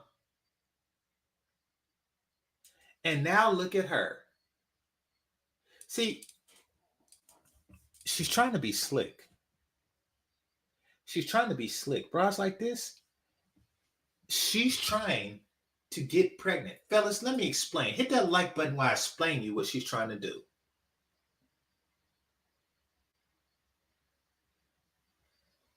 She is trying to use that piercing to poke a hole in the condom. I'm going to say this again.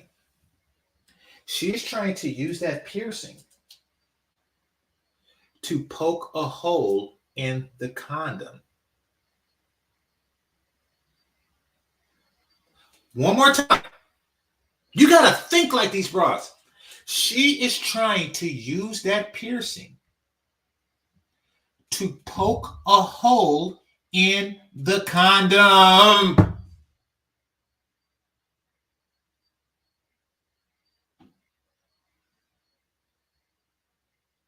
And once she poked that hole, she's like, okay, baby, go ahead and put it in.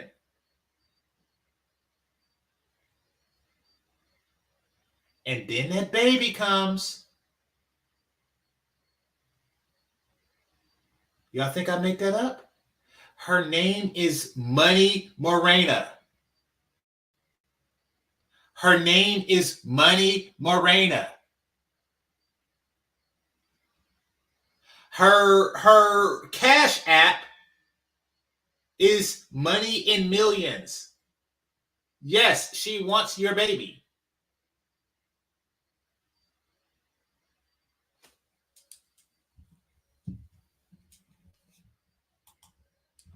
This guy, he was in his early 50s, and he was just like, I love black and brown PUY. So I'm kind of interested in what's your flat rate, or would you be able to take this for a fee? And I'm just like I was kind of blocking people left and right. Or this one guy who was a truck driver. This chick is upset that a man thought that a woman named Money Morena is a prostitute.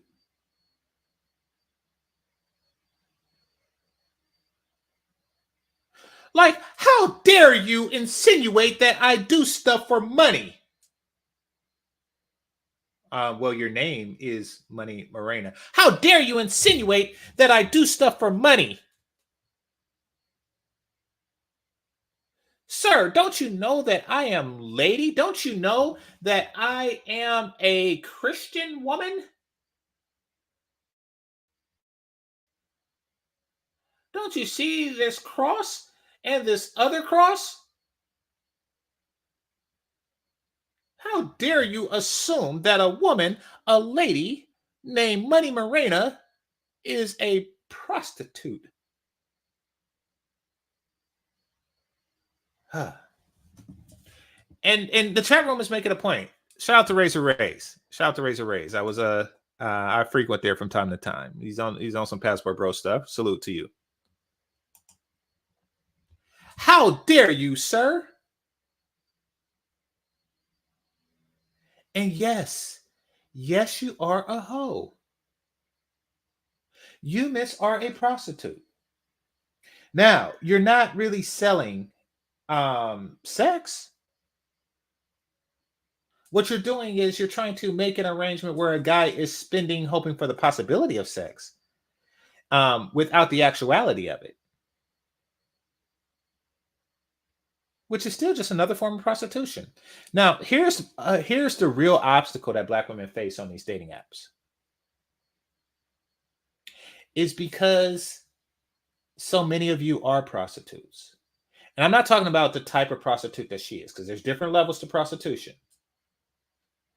I'm talking about, and this is what I noticed from like non-swipe, because I used to do the dating apps when it was like before it was swiping, back in those days.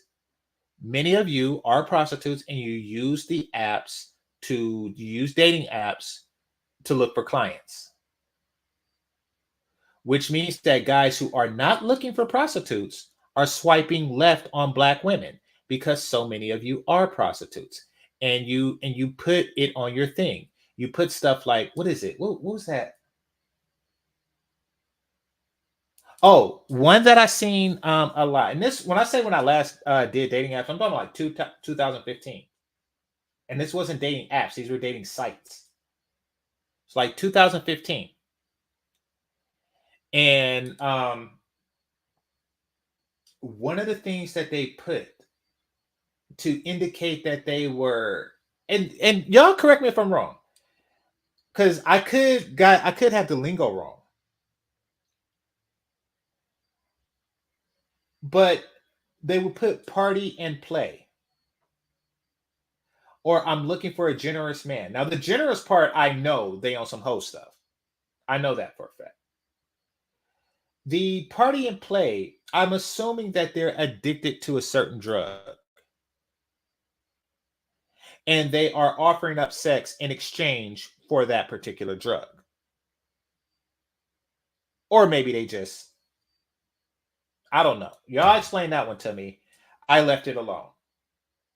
Never dated a party and play chick. So, and if I did drugs, then maybe I would. Like, hey, I use this particular drugs and you use this particular drug. So let's do it together. And since I foot the bill, you accentuate the euphoria that comes with this drug. So, but it is still indirect prostitution. You're still exchanging sex for a person facilitating your habit. A lot of black women did that. A lot of black women said generous, or I'm looking for a guy that can spoil me, which is really code word for I want you to spend money for this pussy. And I doubt that that's changed once it moved to the phones. So you have a large percentage of black women who are fat, a large percentage of black women who are prostitutes, meaning that a lot of guys are going to swipe left on these women if they're not interested in fat prostitutes. The guys who are swiping right, these 8,700 guys, are guys who are interested in fat prostitutes.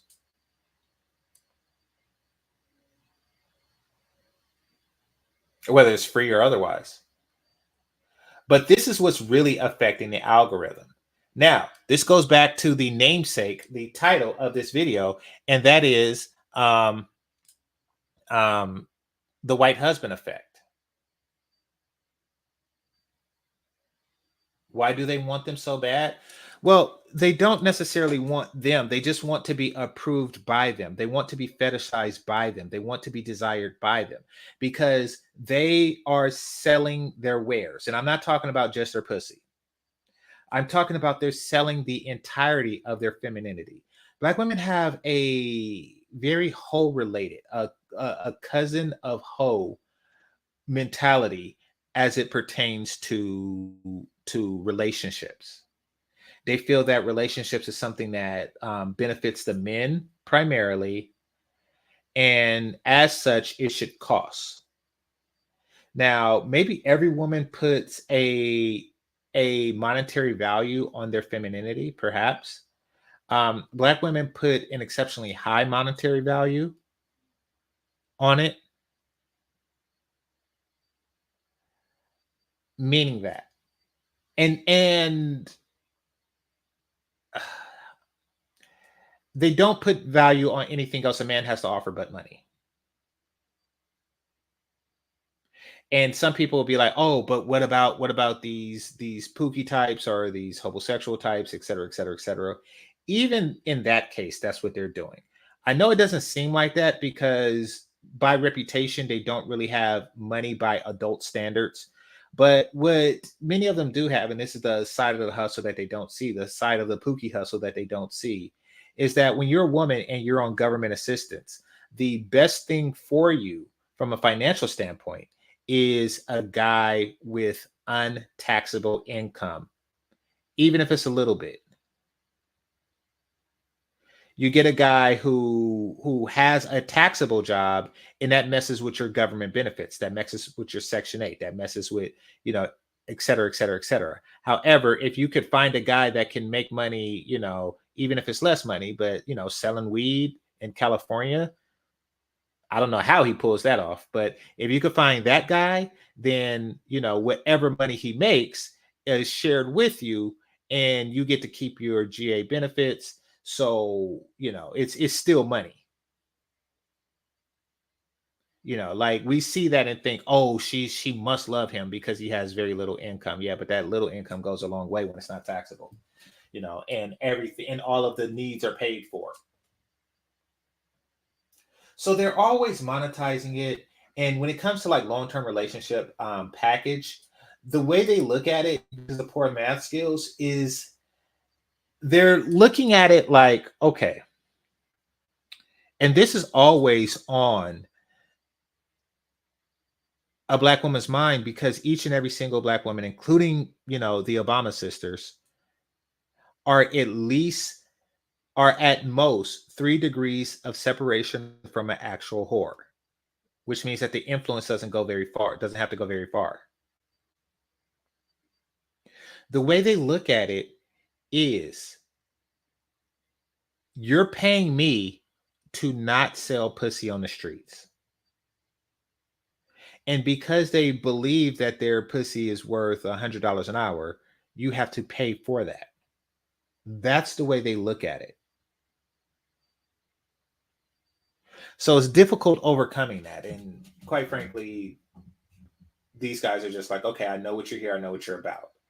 But because Black women have saturated, because remember how before I was saying, like, in the 1 minute and 10-second mark, how Black and Latino women were like 34% online? Why do you think that is? Why do you think that is? Y'all getting like 8,700 clicks. Y'all getting like 8,700 swipe rights, and y'all still the most single chicks out there. Y'all not on there looking for love. Y'all on there looking for clients. Y'all are on there looking for clients.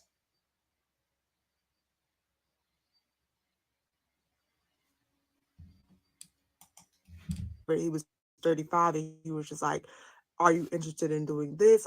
He said, I love sleeping with Black women. There was a lot of that going on with the younger crowd, a little bit in the older crowd, but it's true that white men fetishize Black women. So a lot of that creeped me out.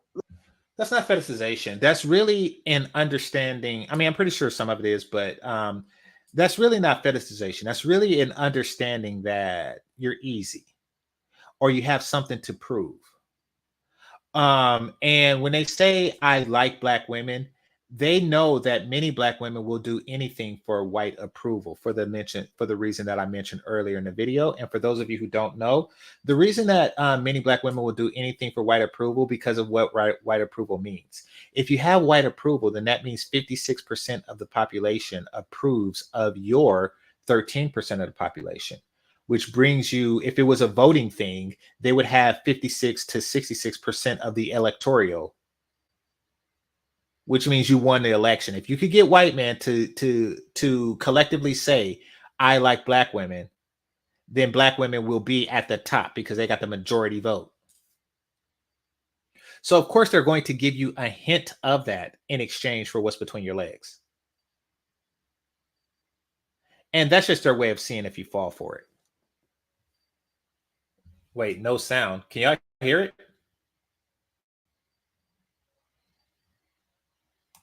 Like, a lot of them just didn't look at me as a person. They immediately. Can y'all hear it?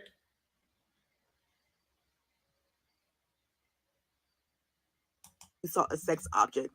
It was one guy who was actually kind of creepy. He was like, can I see you tonight? I'll pay for your Uber. I really want to have sex with a Black woman. That's were his exact words. And I was just like, find somebody else. This ain't happening. So it was a lot of that going on. The guys that wanted relationships, who really. Yeah. Okay. So,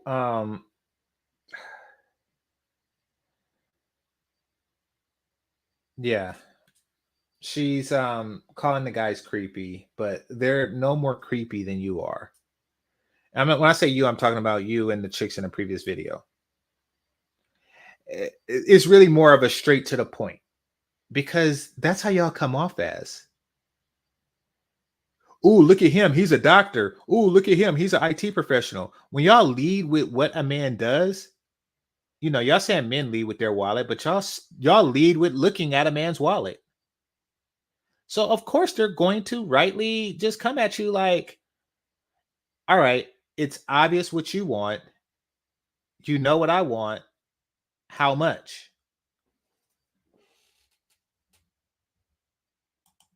Was interested in taking me out to eat, was willing to get my one guy was super sweet. He was like, hey, could you come to my dance? We can meet there. That'd be a great first date. The oldest was 52, the youngest was 41. And they weren't interested in relationships and they wanted possibly for it to go into marriage. One guy was just like, I'm a homeowner, I have 2 dogs. I'm willing for us to go to this play that I'm hosting. Like, and I had to tell them like, hey, this is just an experiment. I'm not really looking for anything. But older men, the older white men who was really interested in something serious or actually dating. And one guy who was older, he was really, really religious. He just was like, hey, do you want to go, get something to eat? I'm old school, I'm conservative. I really want a relationship. I'm conservative as well. But I just noticed that the difference between the younger crowd. You're whatever you want to be that fits what you want to gain from a person at the time.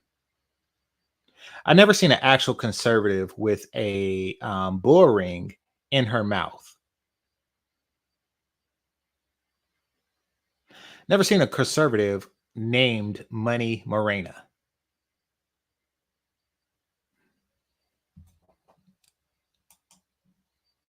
Crowd in the older crowd. Older white men were just more open to going out on dates as opposed to the younger white men who was really in it to just get their nut off. It was getting so bad to the point where I had to put in my bio, please do not leave me creepy messages. No, I don't have a flat rate. Like, I don't know what's going on all these dating. Okay, I don't use dating apps, but I do happen to know that the people are not reading your bio.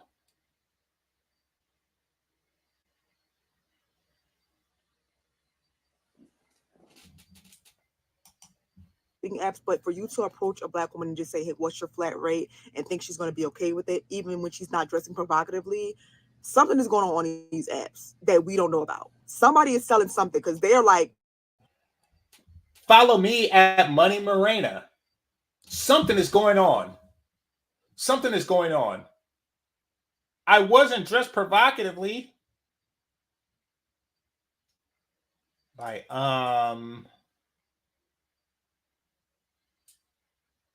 Your name is Money Morena, and you are wondering why guys are leading with money?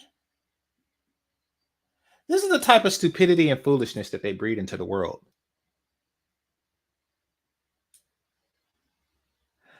Let's talk about Jenny Ma for a second. And who's that one chick who was with Deontay Wilder who, once he lost, she left him? These are gold digging pieces of trash. You want to know what they didn't do? Jenny Ma didn't name herself Money Ma.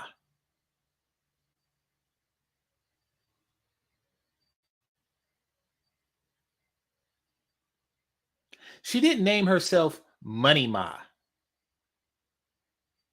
She, like, if you're going to do something, if you don't actually put it in the title.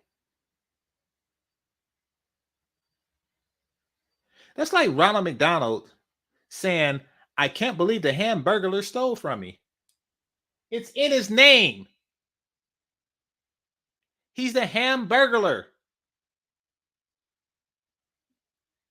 That is in his name.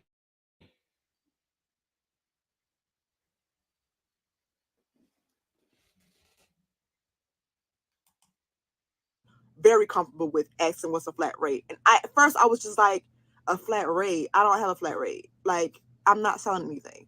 So a lot of selling is going on that you guys don't know about. It gotta be, because this is very weird for people to feel so comfortable saying, hey, how much? What I got from this is I feel like if you are a black woman and you want to date on your own dating apps, it should be a last resort. Please tell and place in your bio that you're not doing hookups, no weird messages, and no flat rates. So at least they can get a vibe that you're serious, because I had to put that there, and that's when the creeps kind of subsided. But when I first got out, it was a sea of creeps and a sea of incels. It was like, I don't see why this chick is so against incels. It seems like her type is a guy that gets it for free. Yeah, actually, she don't have a type because she don't like incels. She don't like guys who pay for it. She don't like older guys who pay for it, and she don't like players either, because those are the ones who will call and be like, "Hey, you trying to get down tonight?" Like guys who wants it all the time are going to be the guys, and this is my assumption, but are going to be the guys who just ask for it direct. Mode one. They're just going to be like that. So you don't want the mode one guys. What do you want? Oh, well, I want a guy that can have a hookup anytime he wants. Therefore, he's not an incel, but I don't want him to want a hookup from me. And I want him to have money, but I don't want him to lead with that money because that's creepy. This is weird.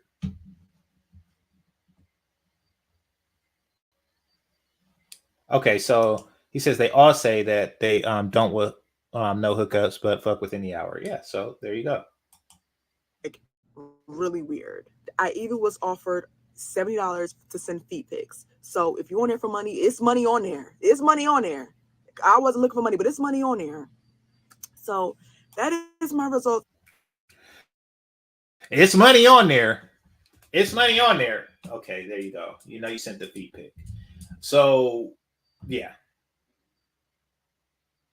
That's the real reason why they want so much attention, why these black women want more than 8,700 people in their inbox, because that's their pool. They want to see how much money they can get with this 8,700, people. And it's not as much as they need to, get their hair did. So they want more. They want 20,000. And maybe out of that 20,000, if I could send, 100 feet pics, I'll have $7,000 a month. That's what they're really hoping for. From dating apps for black women, is it as bad as people say? No. Is it a lot of people who just want to use you as a sex object, so you have to watch out for that? Yes. You have to watch out for that everywhere. You have to watch out for that everywhere. Okay, so let me go to, I think I got two more. And then I'll call it a week. Happy Friday, everybody.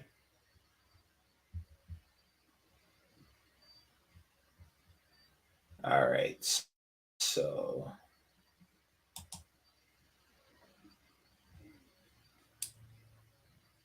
somebody says, but she is a sex object. Well, she's well, yeah, I mean, everybody is. They're an object that you can have sex with. So yeah, I mean, that is true. And let's not get it twisted. That is her primary value, or the most valuable thing that she has in particular. One would argue would be that her a woman's most valuable. The most valuable part of a woman is her femininity and her willingness and desire to nurture children. But she doesn't have those qualities, therefore that is all she has. And if she had a desire for those things, then she would probably be more into the guys who hadn't been in a relationship in a while, but they're still looking for something serious. See, it doesn't, all right, put it like this. The only people who will take who will look at and take relationships seriously is those who can't play like that or who's tired of playing like that. Those are the only ones. All right, so let me go to not history now. Yeah, history. Okay, it was another one that I seen that was on this topic that was good, but um, I'm also gonna cover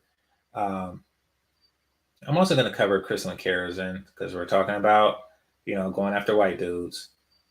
I'm gonna cover that, and then that's it. All right, I've seen something this morning that really got to me. That chick from that god awful show Acrolite made a music video calling everybody who don't like her show racist because everything is racist when it don't really fit what they want. Everything. If you don't like this particular, Star Wars, whatever you want to call it, you're racist. And apparently I'm racist as a black man because I didn't like it either. But yeah. So it is what it is. Hold on.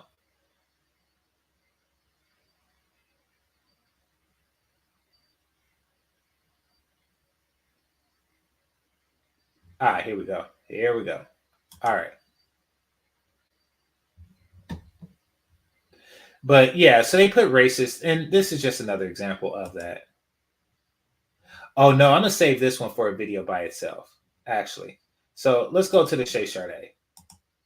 Let's go to the Shay Sade. But y'all stay tuned for this because I really want to cover this. All right, so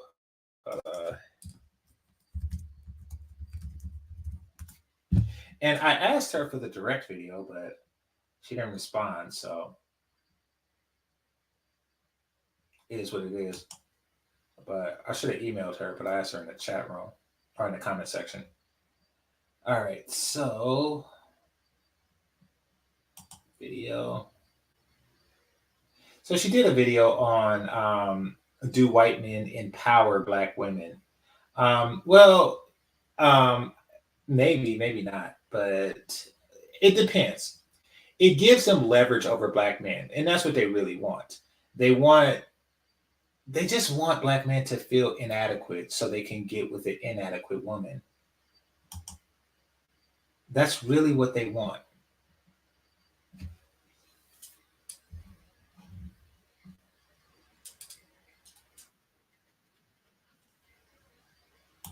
Okay, I'm going to be skipping through this a lot because it's 30 minutes long and I got to go.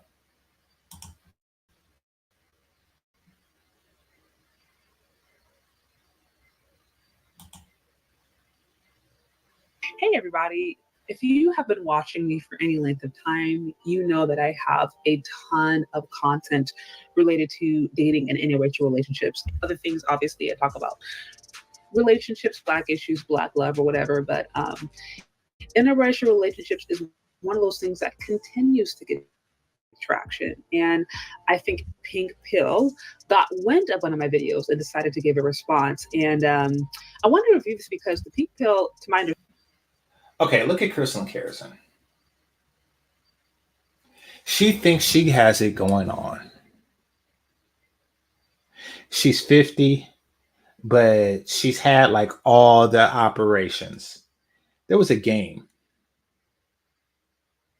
that I played when I was a kid. And basically it was called Operation. And you had this guy laying on the table and you had to use the electric tweezers to take out like butterflies or take out spare ribs or something like that and without touching the sides or it buzzes. Yeah. And that's Crystal and Kerosene. Just a bunch of doctor taking out stuff to make her what she is. And this is because she wants to present herself as a good option for white guys. Now, the problem with this is that at the end of the day, her physique and everything that she's paying for comes standard in white women. Now, that's a difficult pink pill to swallow. But everything that you are offering comes standard. And you are an outlier. You market yourself as an outlier. You're not the norm. But it comes standard. And their hair isn't detachable like yours is.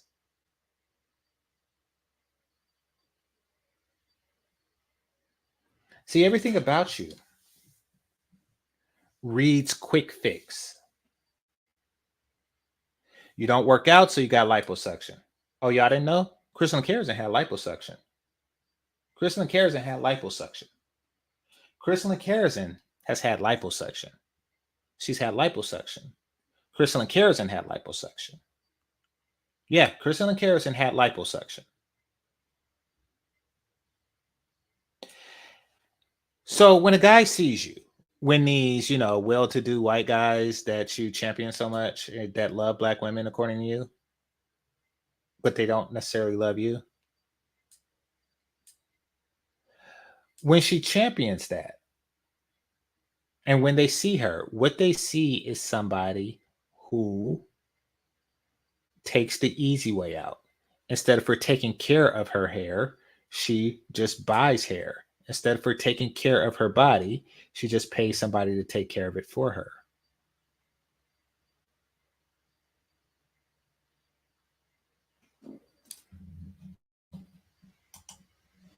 Understanding is actually really influential and essentially the mother of the swirling space today. She has been. You can't take a man who's been dealing with white women his whole life. You can't take a man who's never been with a woman with a wig and offer him a woman with a wig and think that he's going to appreciate it the same way. You got to think about how big of an L that is for a white guy. Like, take a look at like Homer Simpson. His wife has a crystalline keratin figure with real hair, which means that if you are a white guy and you're worth a damn and you're with crystalline keratin,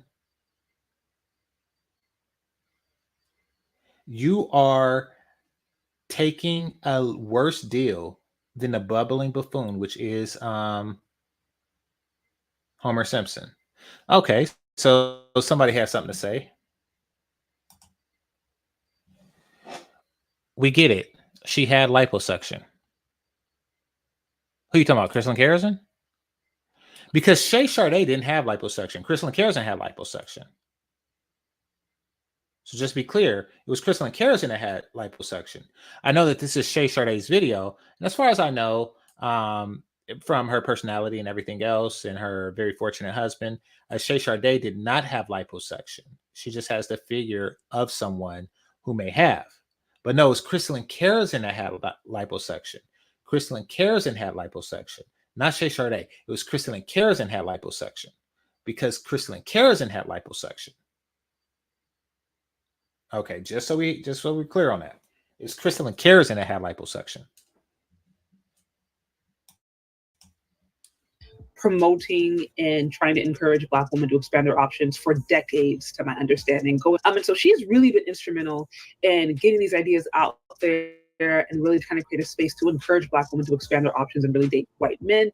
And so she got wind of one of my videos and decided to respond. And so we're going to go over her response. Be sure to like, share, subscribe if you have not done so already. By the way, guys, if you haven't checked out the video, be sure to do so. It's not long. I think it's like around 10 minutes or so, but it's going to help give you context as to what she is responding to. So go ahead and check it out if you haven't, and come back here and watch the review so you can get the full context. Now, again, the context of this video is based upon a video that I did, whether or not dating white men specifically is empowering the Black woman.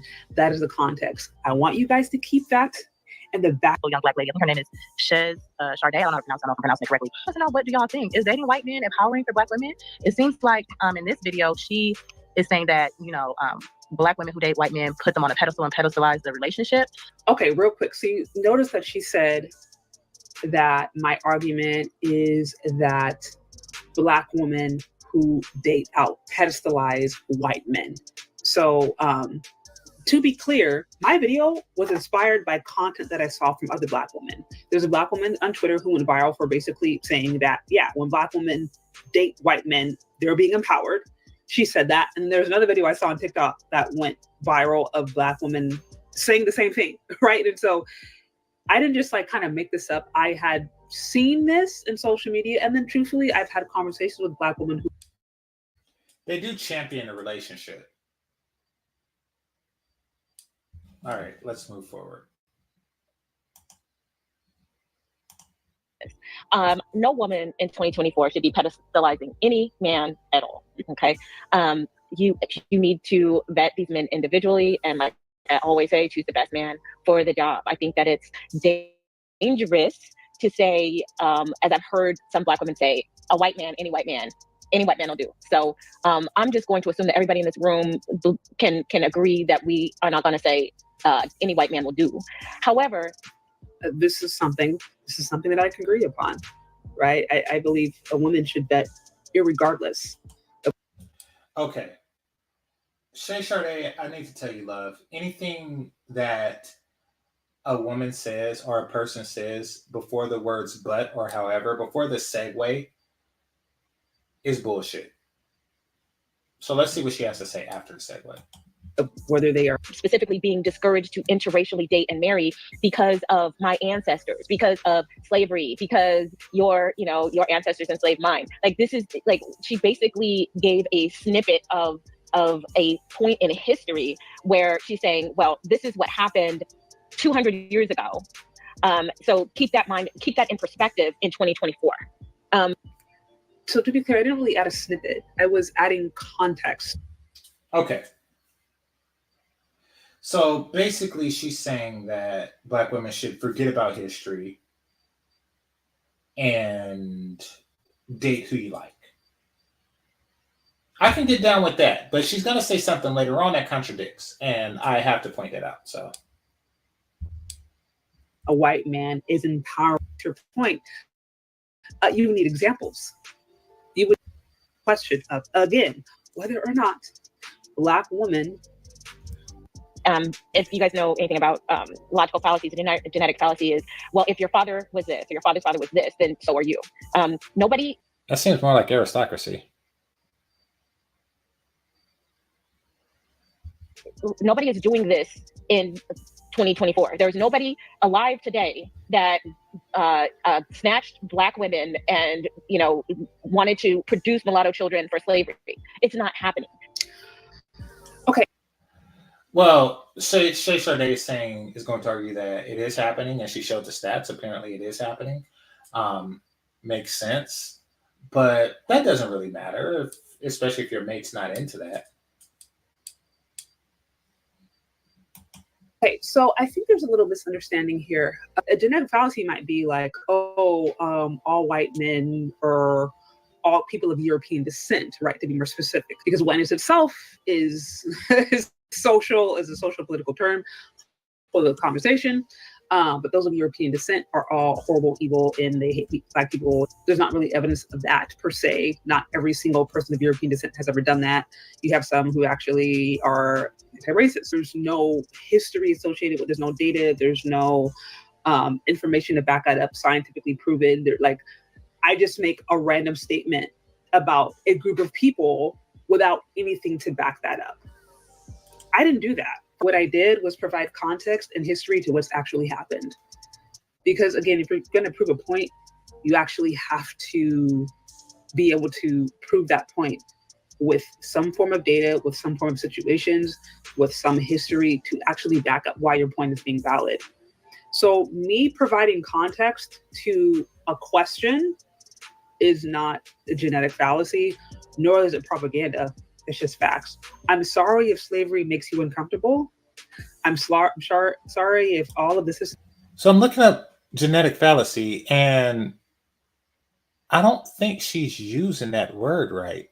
I mean, because it didn't make sense because nothing of what she said is genetic. So, but let me see. The medical use of the seed originate from ancient superstitious practices. This stance exemplifies the genetic fallacy. So this is just an example of how it's used. This definition. Genetic fallacy is a fallacy of irrelevance in which arguments or informations are dismissed or validated based solely on their source of origin rather than their content. Okay. Okay, so yeah, I guess it's somewhat if she's saying the source of origin being the history there, I don't yeah, it doesn't entirely match though. Systematic oppression that's happened since slavery going on to today makes a person uncomfortable, including a Black woman. I'm sorry. You know, I didn't create the system. I'm just relaying the facts. You know? So let's continue.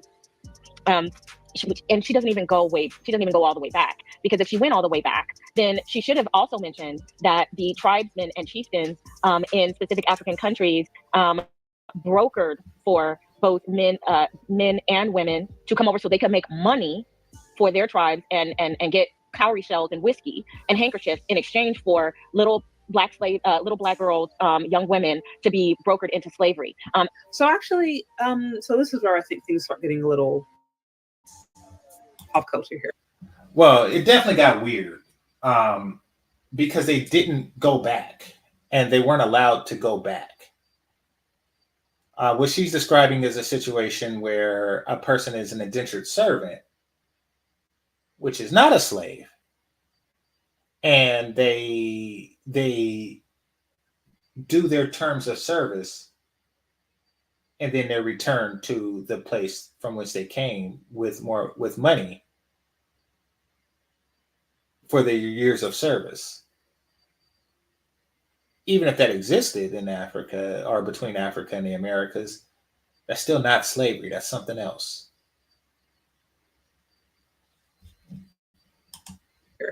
So I did go all the way back. I did go all the way back to slavery. And to your point, I'm glad that she actually brought up, she's bringing up the slave traders, right? She's bringing up those who were essentially selling out their people, basically the trafficking class, right? Those people who were working with the Europeans, those people who were working with the tribesmen to be able to get those resources, right? Who was the trafficking class? Remember we talked about this? Who were the mother and the father of those who were collaborating between the Europeans and the Africans? Who were they? Who was doing the snatching? Again, who was the trafficking class? History already gives us the answer. I broke this down in my previous video. The overwhelming majority of the trafficking class was the byproduct of a European imperialist and an African woman who decided to marry into the colonial project. The overwhelming majority. Yes, there were. That does make sense that slavery was used as a means to get rid of unwanted children, to get rid of bastards, by women who are sleeping with guys for wealth. Yes, there were alliances, African women who married these European men, who therefore gave these children education in Europe, also education in Africa to understand the a few other, but I influenced via their marriage with Europe. There was a Portuguese equivalent referred to as Nahara. There was also an English language equivalent. Really, I mean, this. Hey, check out Shay Sade for the full video. Nearly as successful men are they empowered? That's the original question. I'm providing you context for what has happened historically when that's been the case. I'm not saying this every single time. Obviously, it's not. To the community. There are no clean hands in the slavery discussion. Howard, again, all of the information I'm providing is going back to the original question. I don't understand why they never go back that far. Actually, because there are no clean hands in the slavery discussion. White people did not come over to the continent of Africa and snatch Black people from the shores. They did that in Slavic countries. I bet you guys don't know that. Wait, what? The reason why we were called slaves in the first place is because merchants. Wait, what? Did she just say they did that in the Slavic countries? You gotta explain that. Like, does Slavic mean slave? Yes. What shore? What shore were they grabbed from? Did the Ottomans have, own, and steal European slaves from Slavic countries? Depends on how you define European, but yeah. Was there a shore involved? Okay, explain that one to me. Explain that one to me. I mean, I'm curious to know about that. First went to Slavic countries and literally snatched them from the shores. But no, They first went. They also enslaved Africans, and first of all, what shore? But second of all, they didn't first go there.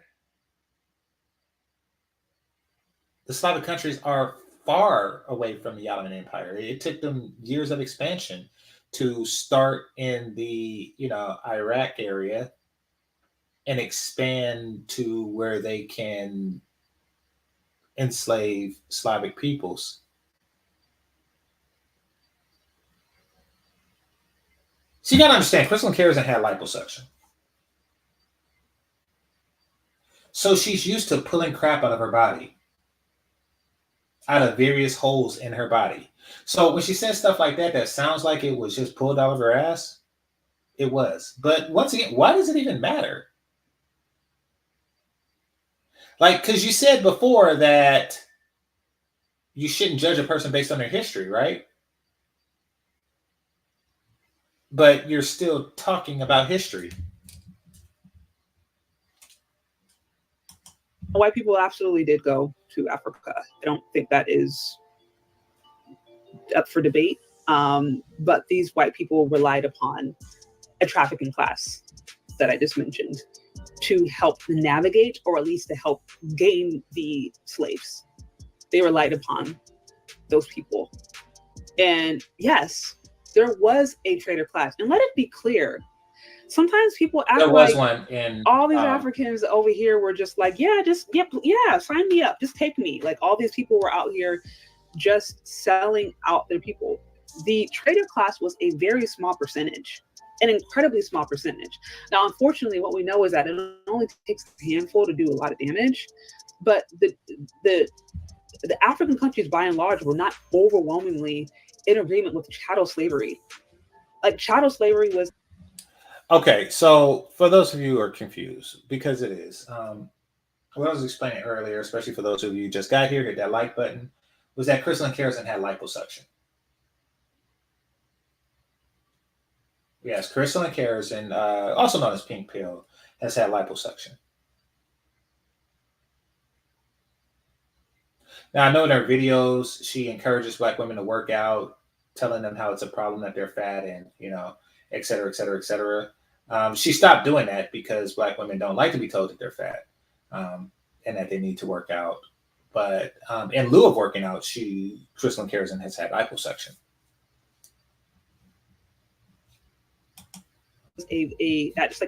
African nations were waging war. Black men and Black women consistently. They were waging war constantly. You had Africans on ships who were waging war constantly. There were some who literally on the ship, the overwhelming majority of Black folks at that time weren't like, yay, like they created a trafficking class that helped to essentially benefit them, make them the elite of the time. Upon decades, centuries, there's literally documented wars all across time. But once those they didn't do that anymore because the Slavs have evolved. And so what the Slavs did was when they saw those, they got them a couple times, but once those boats hit the shores, you know what the Slavs did? What boats? What shores? What is she talking about?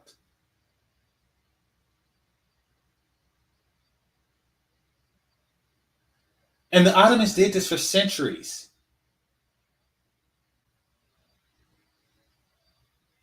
it didn't end until just around the time that it ended with us. What in the world is she talking about? They attacked. They attacked. They said, "Oh, we know what you're here for. Not today, Satan. Not today." That's not what happened on the African continent. They said, come today, Satan. Yes, today is your day, Satan. We have some lovely little girls and women, lovely strong men for you. If we could just have those cowrie shells and handkerchiefs and whiskey and shotguns, yeah, thank you very much. And here are the people. So they never go back that far. So I absolutely did go back. So it's a shame. So what she did was she's saying that it's a genetic fallacy. You shouldn't judge people on their history, but black men did this in history. And the Slavs, who they actually named slaves after, or vice versa, were so brave and courageous and blah blah blah and blah blah blah. Like, hey Slavic, you so fine, you blow my mind. Hey Slavic.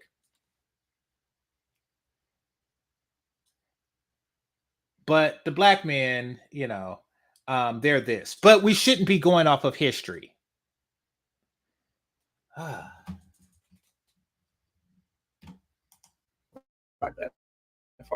I literally broke down to you the history of how we got here today. So maybe she missed that part of the video, because I actually did. Hears what she wants to hear. She's completely wrong. I mean, I mentioned to you that there were like countless revolts and countless wars that happened across the diaspora that to resist slavery. The Ashanti Wars, the Zulu Wars, wars against the Portuguese, Futaturo, Queen Nzinga, absolutely waged war. I mean, the fact that we are free today is a result of our ancestors fighting, black men and black women fighting across the diaspora. Shishirai has a very, very, very good point, because the fact that we're free today is because of the black men who were essentially free, and they could have just, said, fuck this shit, I'm out, but they went back to fighting the Civil War. Declaration of Emancipation was signed as a measure to recruit black auxiliary soldiers in a much needed time. I mean, if the war wasn't as intense as it was prior to that, and they didn't need the soldiers on both sides, and they did need the soldiers, then they wouldn't have offered them freedom. The South offered freedom for the individual and possibly the family of the black soldiers that fought for the South. Lincoln one-upped them and offered freedom for the totality of them. He was quoted for saying, if he can keep the Union together and keep slavery, he would. But he obviously couldn't. It's like, listen, so they were literally fighting for freedom. The North was fighting for something else. The black men were fighting for freedom. So Shay Sade is right that the freedoms that we have today is a result of the black men that fought. But Kristen Karrazin, who says that, you shouldn't really look at a person's past, is using this past to judge black men in a negative way. She's always going to slant history to favor white men while claiming not to champion them. For this to be ended. So I think that is incredibly disrespectful to those who actually created it, fought and bled and died so that we can be where we're at today. That's very disrespectful. I don't know where she's getting her history from, but I'm like, I'm wondering if she's ever even watched a slave movie at this point, or she's ever actually what she's read, because this is completely historical. I just gave you a list of just a couple of words off the top of my head. So many slave ships that revolted and that turned around and went back to Africa. There were so many slaves that were revolting, jumping off ships, doing what they could, that it was an incredibly risky business to get a slave ship from Africa to. Okay, so even if the slaves were prisoners of war, they still resisted. That's what the war is. So you have one tribe enslave another tribe, but because, the one tribe has guns that were purchased from the Europeans, and the other tribe didn't, they still fought with those spears. They did, fight slavery. Now they lost, and that's what slavery is. It's a loss of a fight for freedom. So yeah, Crystalline Kerrison is in a strange place, but we get the gist of it. We get the gist of her intentions in this. Now I'm going to go to the Pink Pill site, and I want y'all to see something, because she's claiming like, oh, we're not looking at it as an empowerment thing. But let's go. Let's see. Let's see her titles.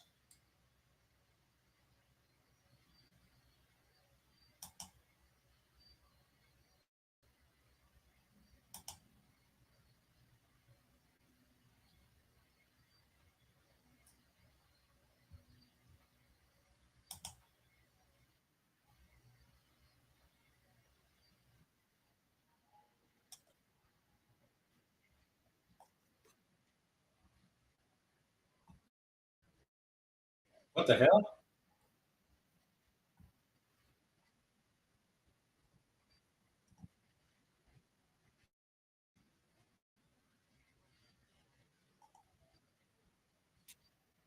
Hold on.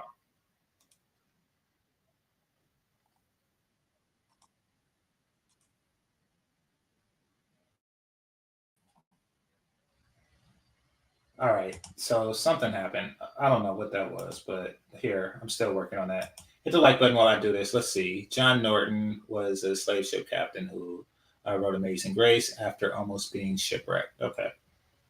I have to read that. I've seen the movie, but I have to read that. So, hold on one moment.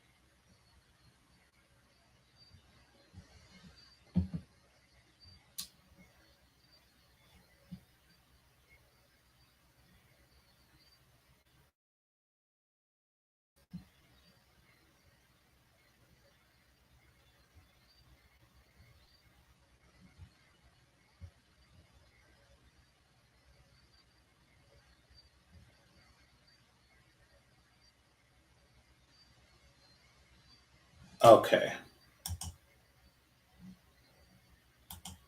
Go to the shorts.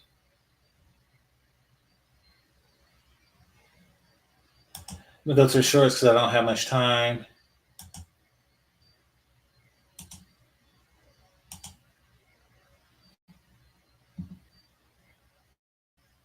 Okay.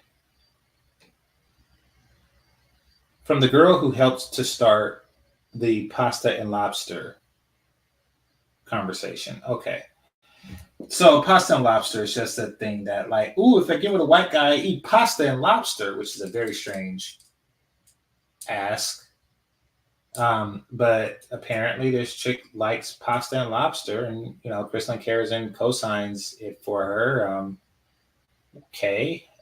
So there is a sense of empowerment there, because you now have the power to eat lobster and pasta, I guess. Yeah.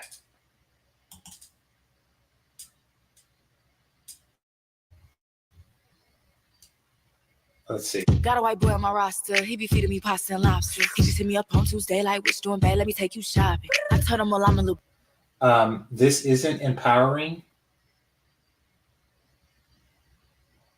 And remember what I was saying before, how with black women, it's always on some hoe shit. This is hoe shit. Busy. He said, "Damn, I'm in your city." But anyway, it's okay. Hope you have a good day. I'ma see you by day 50. Then I told him, "You treat me so well." He said, cash out Brazil. Matter of fact, scratch that. I'ma see what's that. So this is obvious, like a sugar baby arrangement that she has with a white dude. And they are just eating it up. But she's like, oh, I'm not saying that it's empowering. Just cause you fine as hell. And I told him, well, thank you, baby. Anything for my favorite lady. Well, I gotta go. They just let me know that I could pick up my Mercedes. Got a white. Yep, this is all wealth exchange talk.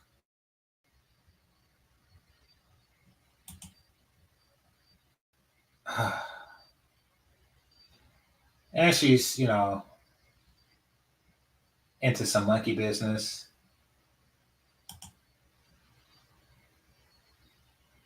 Or is it easier for maybe the men with a woman who's Italian, or is it easier for the woman not to be Italian? It would be much easier for a black woman who is on the arm of Franco in Jersey than a black man to come in.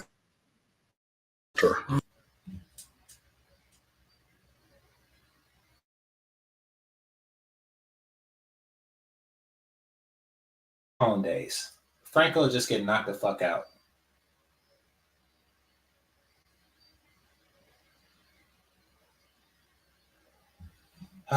Get down with it or lay down with it. I mean, what the fuck? And she's just eating that up like, ooh. Ooh. We could date Italian men and you can't date Italian women in this guy's fantasy. The sick shit that they fantasize about. Which is why she's going to get a monkey and die alone, apparently. Okay, how black women viewed interracial relationships back in the day. Millionaires Series Part 1 airs tomorrow on my channel. Don't just talk about it, be about it. Interview with the 5. So, yes. First of all, they're using money. She's using money to try to lure black women in because they're basically hoes to white men because that's empowering. My latest video, watch the full version. Okay, let's see. We're open for enrollment this. All right, let's see. To play the Hunger Games. Don't know what that means.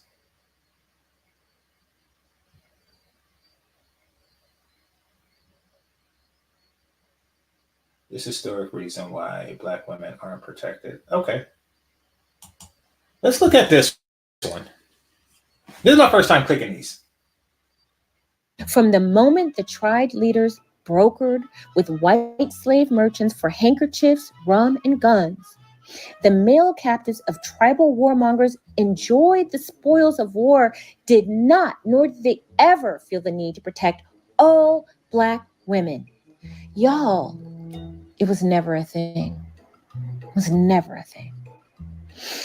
From Bell Hooks' book, authored in 1981, titled Ain't I a Woman, she lays bare the dynamic that we still feel the effects of from today. This is not unusual for black men to sit silently while black women are being violated. The assumption that black male slaves, this goes way back to slavery, felt the need to protect all black women, according to Bell Hooks, is historically inaccurate.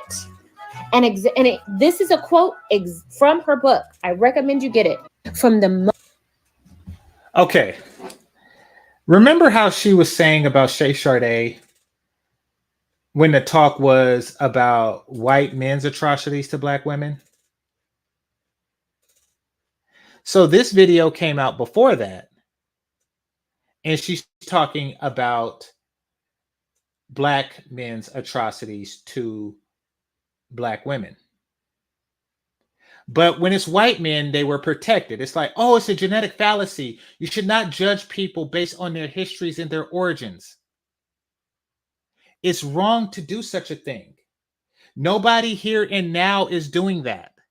So it is wrong to do such a thing. But black men, it's like, oh yeah, well, they didn't protect us from slavery, so they didn't protect us from the treatment that the white men eventually gave us, so therefore they're bad. This is a reason you should stay away from black men. But if you were to look into white men's history of treatment towards black women, yeah, genetic fallacy. Y'all see the crap that she's under, that she's trying to pull? Let's read the comment.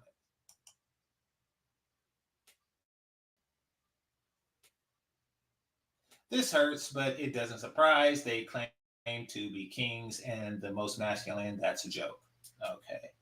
Let me see if she responded to any of these.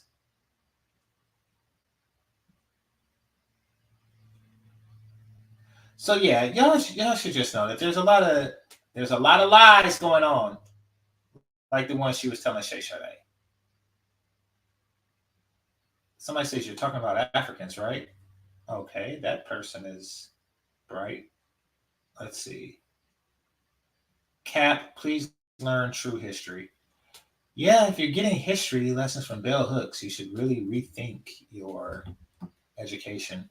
And this was 9 months ago. So this is what she was saying 9 months ago when it so before she spoke about Shay Sade recently.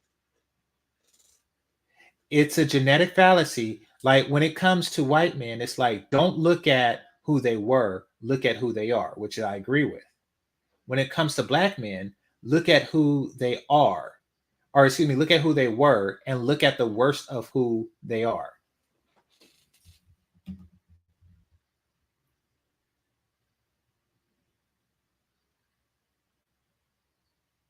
The Great Black Tower. Let's see. Hooks is essential reading. She blazed a path for a decade. Okay, so somebody is just sucking Hook's dick.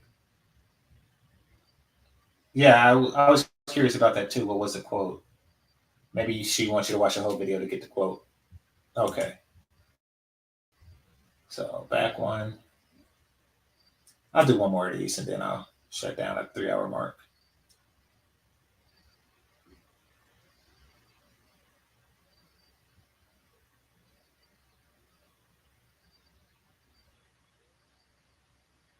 Okay, mini shorts. She took down a lot of stuff. And that's because she's being passive aggressive. So once she's called out on something, like I called her out on being divorced but presenting as married, she takes out the videos. Just like she took out the videos where she admitted to having liposuction. And for those of you who just got here, Crystal Karen had liposuction. Okay, end result, like demo I just did. Check us out, we're live. Okay, so these are just basic. Serious battle geared towards black women's needs. Okay, so advertisement. Okay, let's see. Okay, so that's about it. So what we see. Oh, by the way, I'm going to talk about this for a second for the next 13 minutes. Crystalline Kerosene hates Shay Sade. I'm going to repeat that. Crystalline Kerosene hates Shay Sade.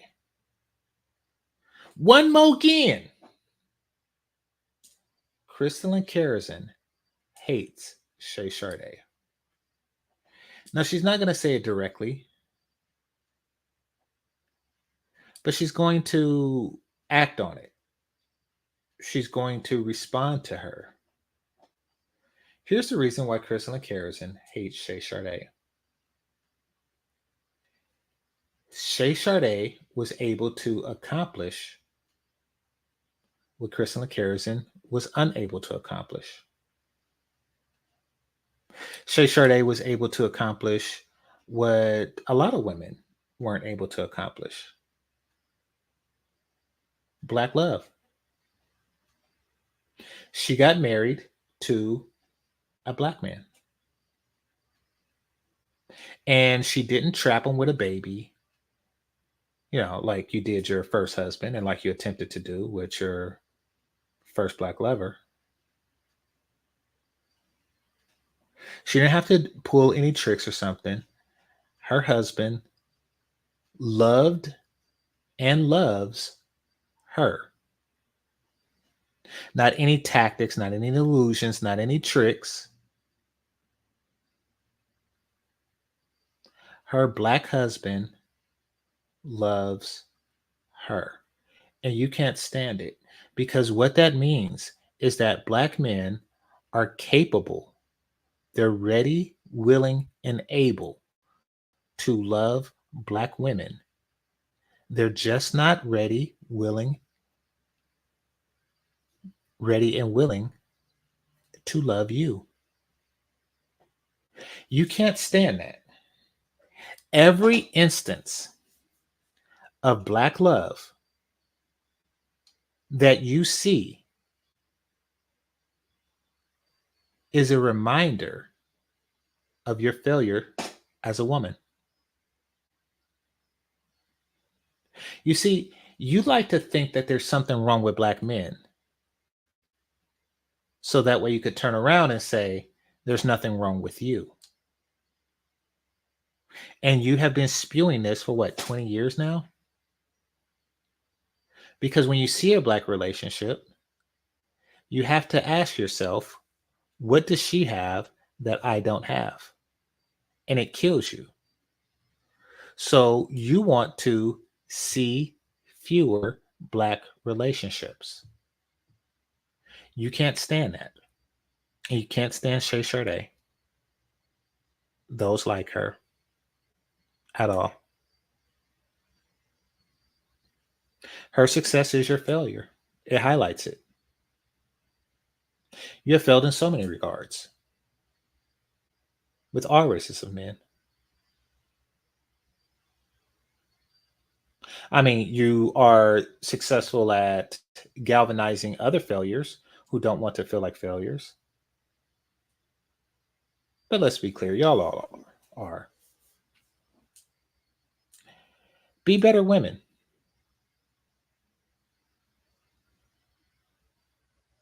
You think that what you're doing makes you a good woman? No. You're still exchanging femininity for sex, or excuse me, femininity for money. That's what you're encouraging women to do. Pasta and lobster, anyone? This is what you're encouraging women to do. And you're saying that it's more money for them on one side than another. That's fine. But you are encouraging the very reason that they fell in long-term relationships. Is because they attempt to monetize it, and men have defense mechanisms against this. You're teaching women to be as deceitful and conniving as you are. Races of men who are not born into this situation see it coming. You get pumped, you get dumped, as you're in the process of doing now. And once it's over, you just have the videos to say that, hey, I was able to pretend to have this good life for a while. It's a sad existence. It's the reason why you went into your car that day and turned on the engine. So you claim. You're trying to destroy black love.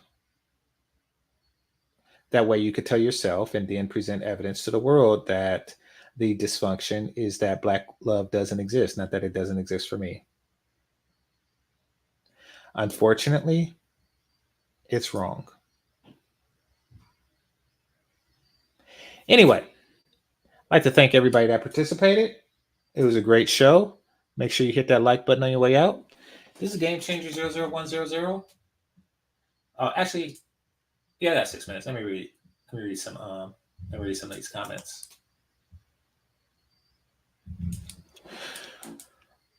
The submissive black woman is the mortal enemy of the sisterhood. Absolutely. It's in the scrolls. Absolutely. And especially unless there is submissive as like a stratagem or a tactic, they do look alike. Maybe it's her evil twin. No, they're not twins. And all right, here's the thing: if you're sensing that they look alike, that is because Shay Sade is what Crystal Carrison wants to look like. When Crystal Carrison went to the doctor, and the doctor said, because I did this too. I do this too. I show when I go to a country that where the people don't speak English, I show people a picture of exactly what it looks like or where I want to go. So say I found like a nice little place to hang out, all right? And then I catch a cab, but I forget how to get back there, but I take a picture of that beach or the gazebo or something like that. I just take a picture of it. This is so I can later show it to the cab driver. The picture that Crystal Carrison gave her plastic surgeon was either Shay Sade or somebody that looks a lot like Shay Sade. So yeah, a lot of women would likely want to look like Shay Sade because she gets the results that most Black women want for different reasons, but she get the result that they want. So of course she's gonna walk in there and say, "Yes, could you give me a Shay Sade, please?" You know, and I'm pretty sure that is probably already in like the doctor's black book for faces for Black women. I'm pretty sure Angela Bassett is in there. You know, like I'm pretty sure they have like a lot of those.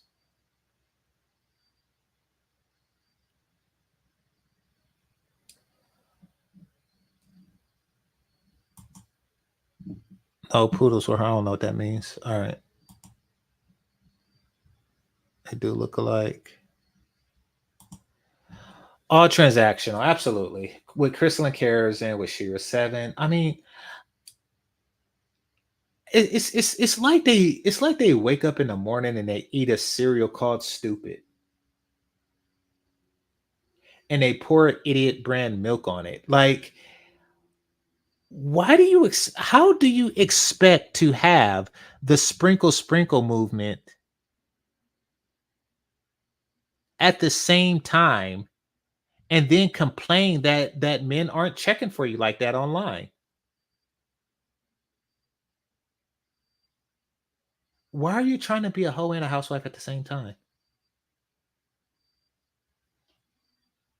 Like, I want guys to prefer us, sprinkle. It's like, really? You're announcing that you are a whore. And you want guys to want you knowing this. It's ridiculous.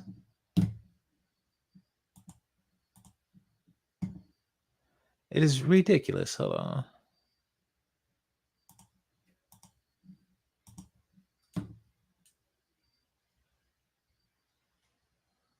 All right, a couple more.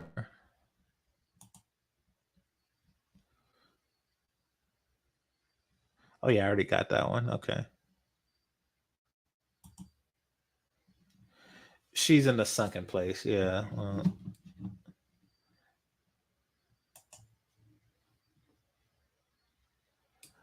Were these slave ships? Roman battleships found, but no slave ships. I mean, the period that she's talking, I have no idea what the hell she's talking about. I really don't. I really don't when she says the shores. Like, but yeah.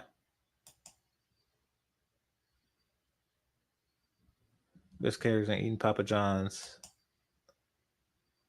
Well, she's eating Papa for sure. Let's see. Yeah, I have to read that. I know Edward Anderson talks about that a lot. Shout out to him.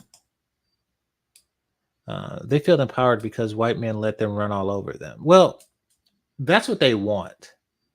But white men aren't really giving them access to them. Okay, see, this is another reason. I should have said this in the beginning. This is another reason why there exists this preference. Because, and white men always offer women a better deal. And which is really going to be their undoing. You know, okay, put it like this. Name the other culture that allowed feminists to exist, that allows feminism to exist and support it and blah, blah, blah, blah, blah, blah. Name another culture that's not European or of European descent that allowed some shit like that to happen. They always offer a better deal. I'll never forget, right? On the very first Fast and Furious movie, I think his name is Paul Walker. Rest in peace. So you have this chick who's Latin or whatever the fuck. Josh think he's smart. Okay. I'm going to get back to this.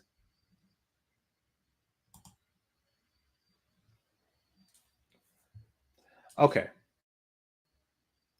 So, Vin Diesel's sister, who he was interested in, was cooking, and then she cooked, and then after everybody ate, she was washing the dishes, and then he offered to wash the dishes, and he says, "Where I come from, the cooks don't clean."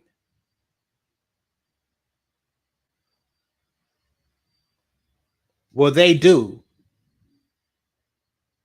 So fuck you. And then the other Spanish guy was like, "Yeah, I want to take you to that restaurant." And then she just went to the white dude. Like, they just come with a better deal. Or yeah, they just come with a better deal, not realizing that they're just making more feminist bitches that's going to be the undoing of them. Now you have a woman that does less shit. Like, yeah, you got the girl, but now you washing dishes for the rest of your fucking life.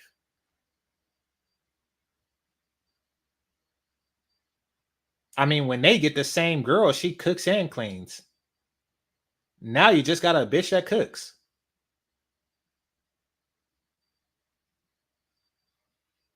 So yeah, they accept less and tolerate more than other groups of men, especially Asian men. Now, somebody said Asian. Listen, especially Asian men.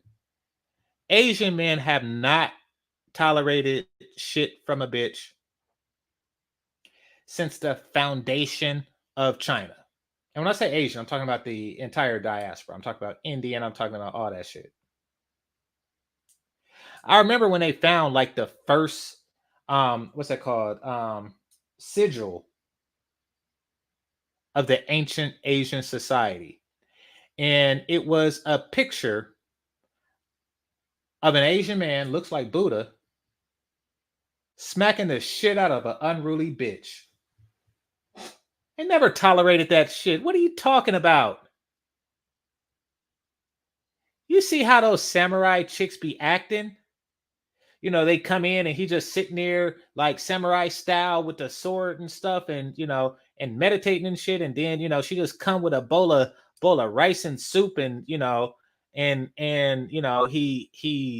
gets the chopsticks and he take a piece of it, and then he throw the shit at the bitch and say, it's too cold. And she's out there boiling up another pot of soup. Nobody else tolerated unruly bitches ever. Like white boys, none of them let they bitches get out of line. The Chinese used to bond a bitch's feet. They used to put rice and leather on their feet when they little girls so the shit won't grow. What are you talking about? Each and every single non-Anglo-Saxon tribe has practiced the long-lost art of checking a bitch. And the reason why, it's not because they're particularly cruel or sadistic or they don't love their daughters. It's because they know that if you give an inch, this shit will go out of control. If you give a little bit, this shit will go, these bitches will run a fucking muck. The reason why they kept them on a short leash, because they know if they didn't, these bitches will be slut walking down the street while elementary schools are in session. That's why they did that. They understood that it's a slippery slope.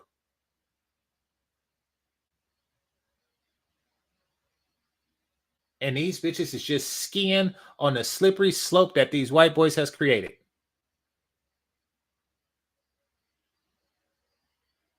And black women want they turn on the lodge. But they like, no. Because in order to ride this ride, you actually have to be if you're a whore, be a covert whore. They'll be making viral hashtags on your whoredom. Sprinkle, sprinkle, you stupid. And you actually have to put in the work.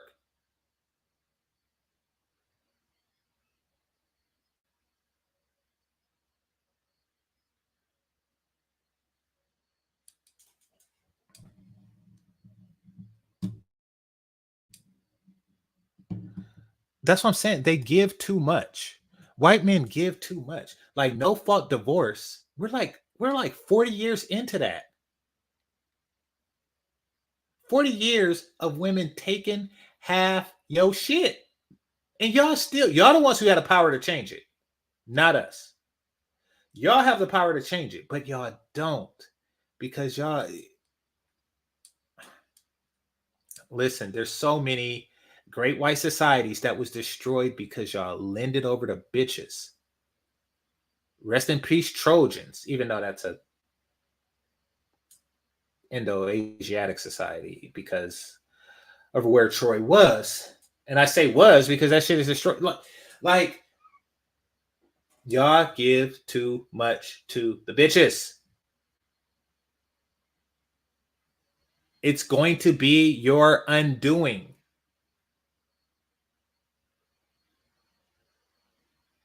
That has always been your undoing. That's your Achilles heel.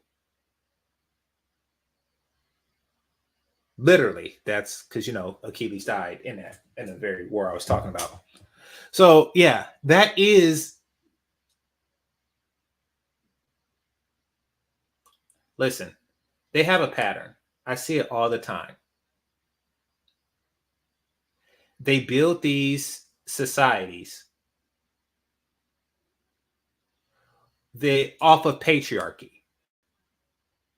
Great Britain was built off of patriarchy. Rome was built off of patriarchy, even though that's a whole different ball of wax as if that was a white society. But y'all get my point. They build it off of a strong understanding of gender roles. And it's destroyed once that line is crossed. Y'all do it over and over and over again. But that's y'all burden.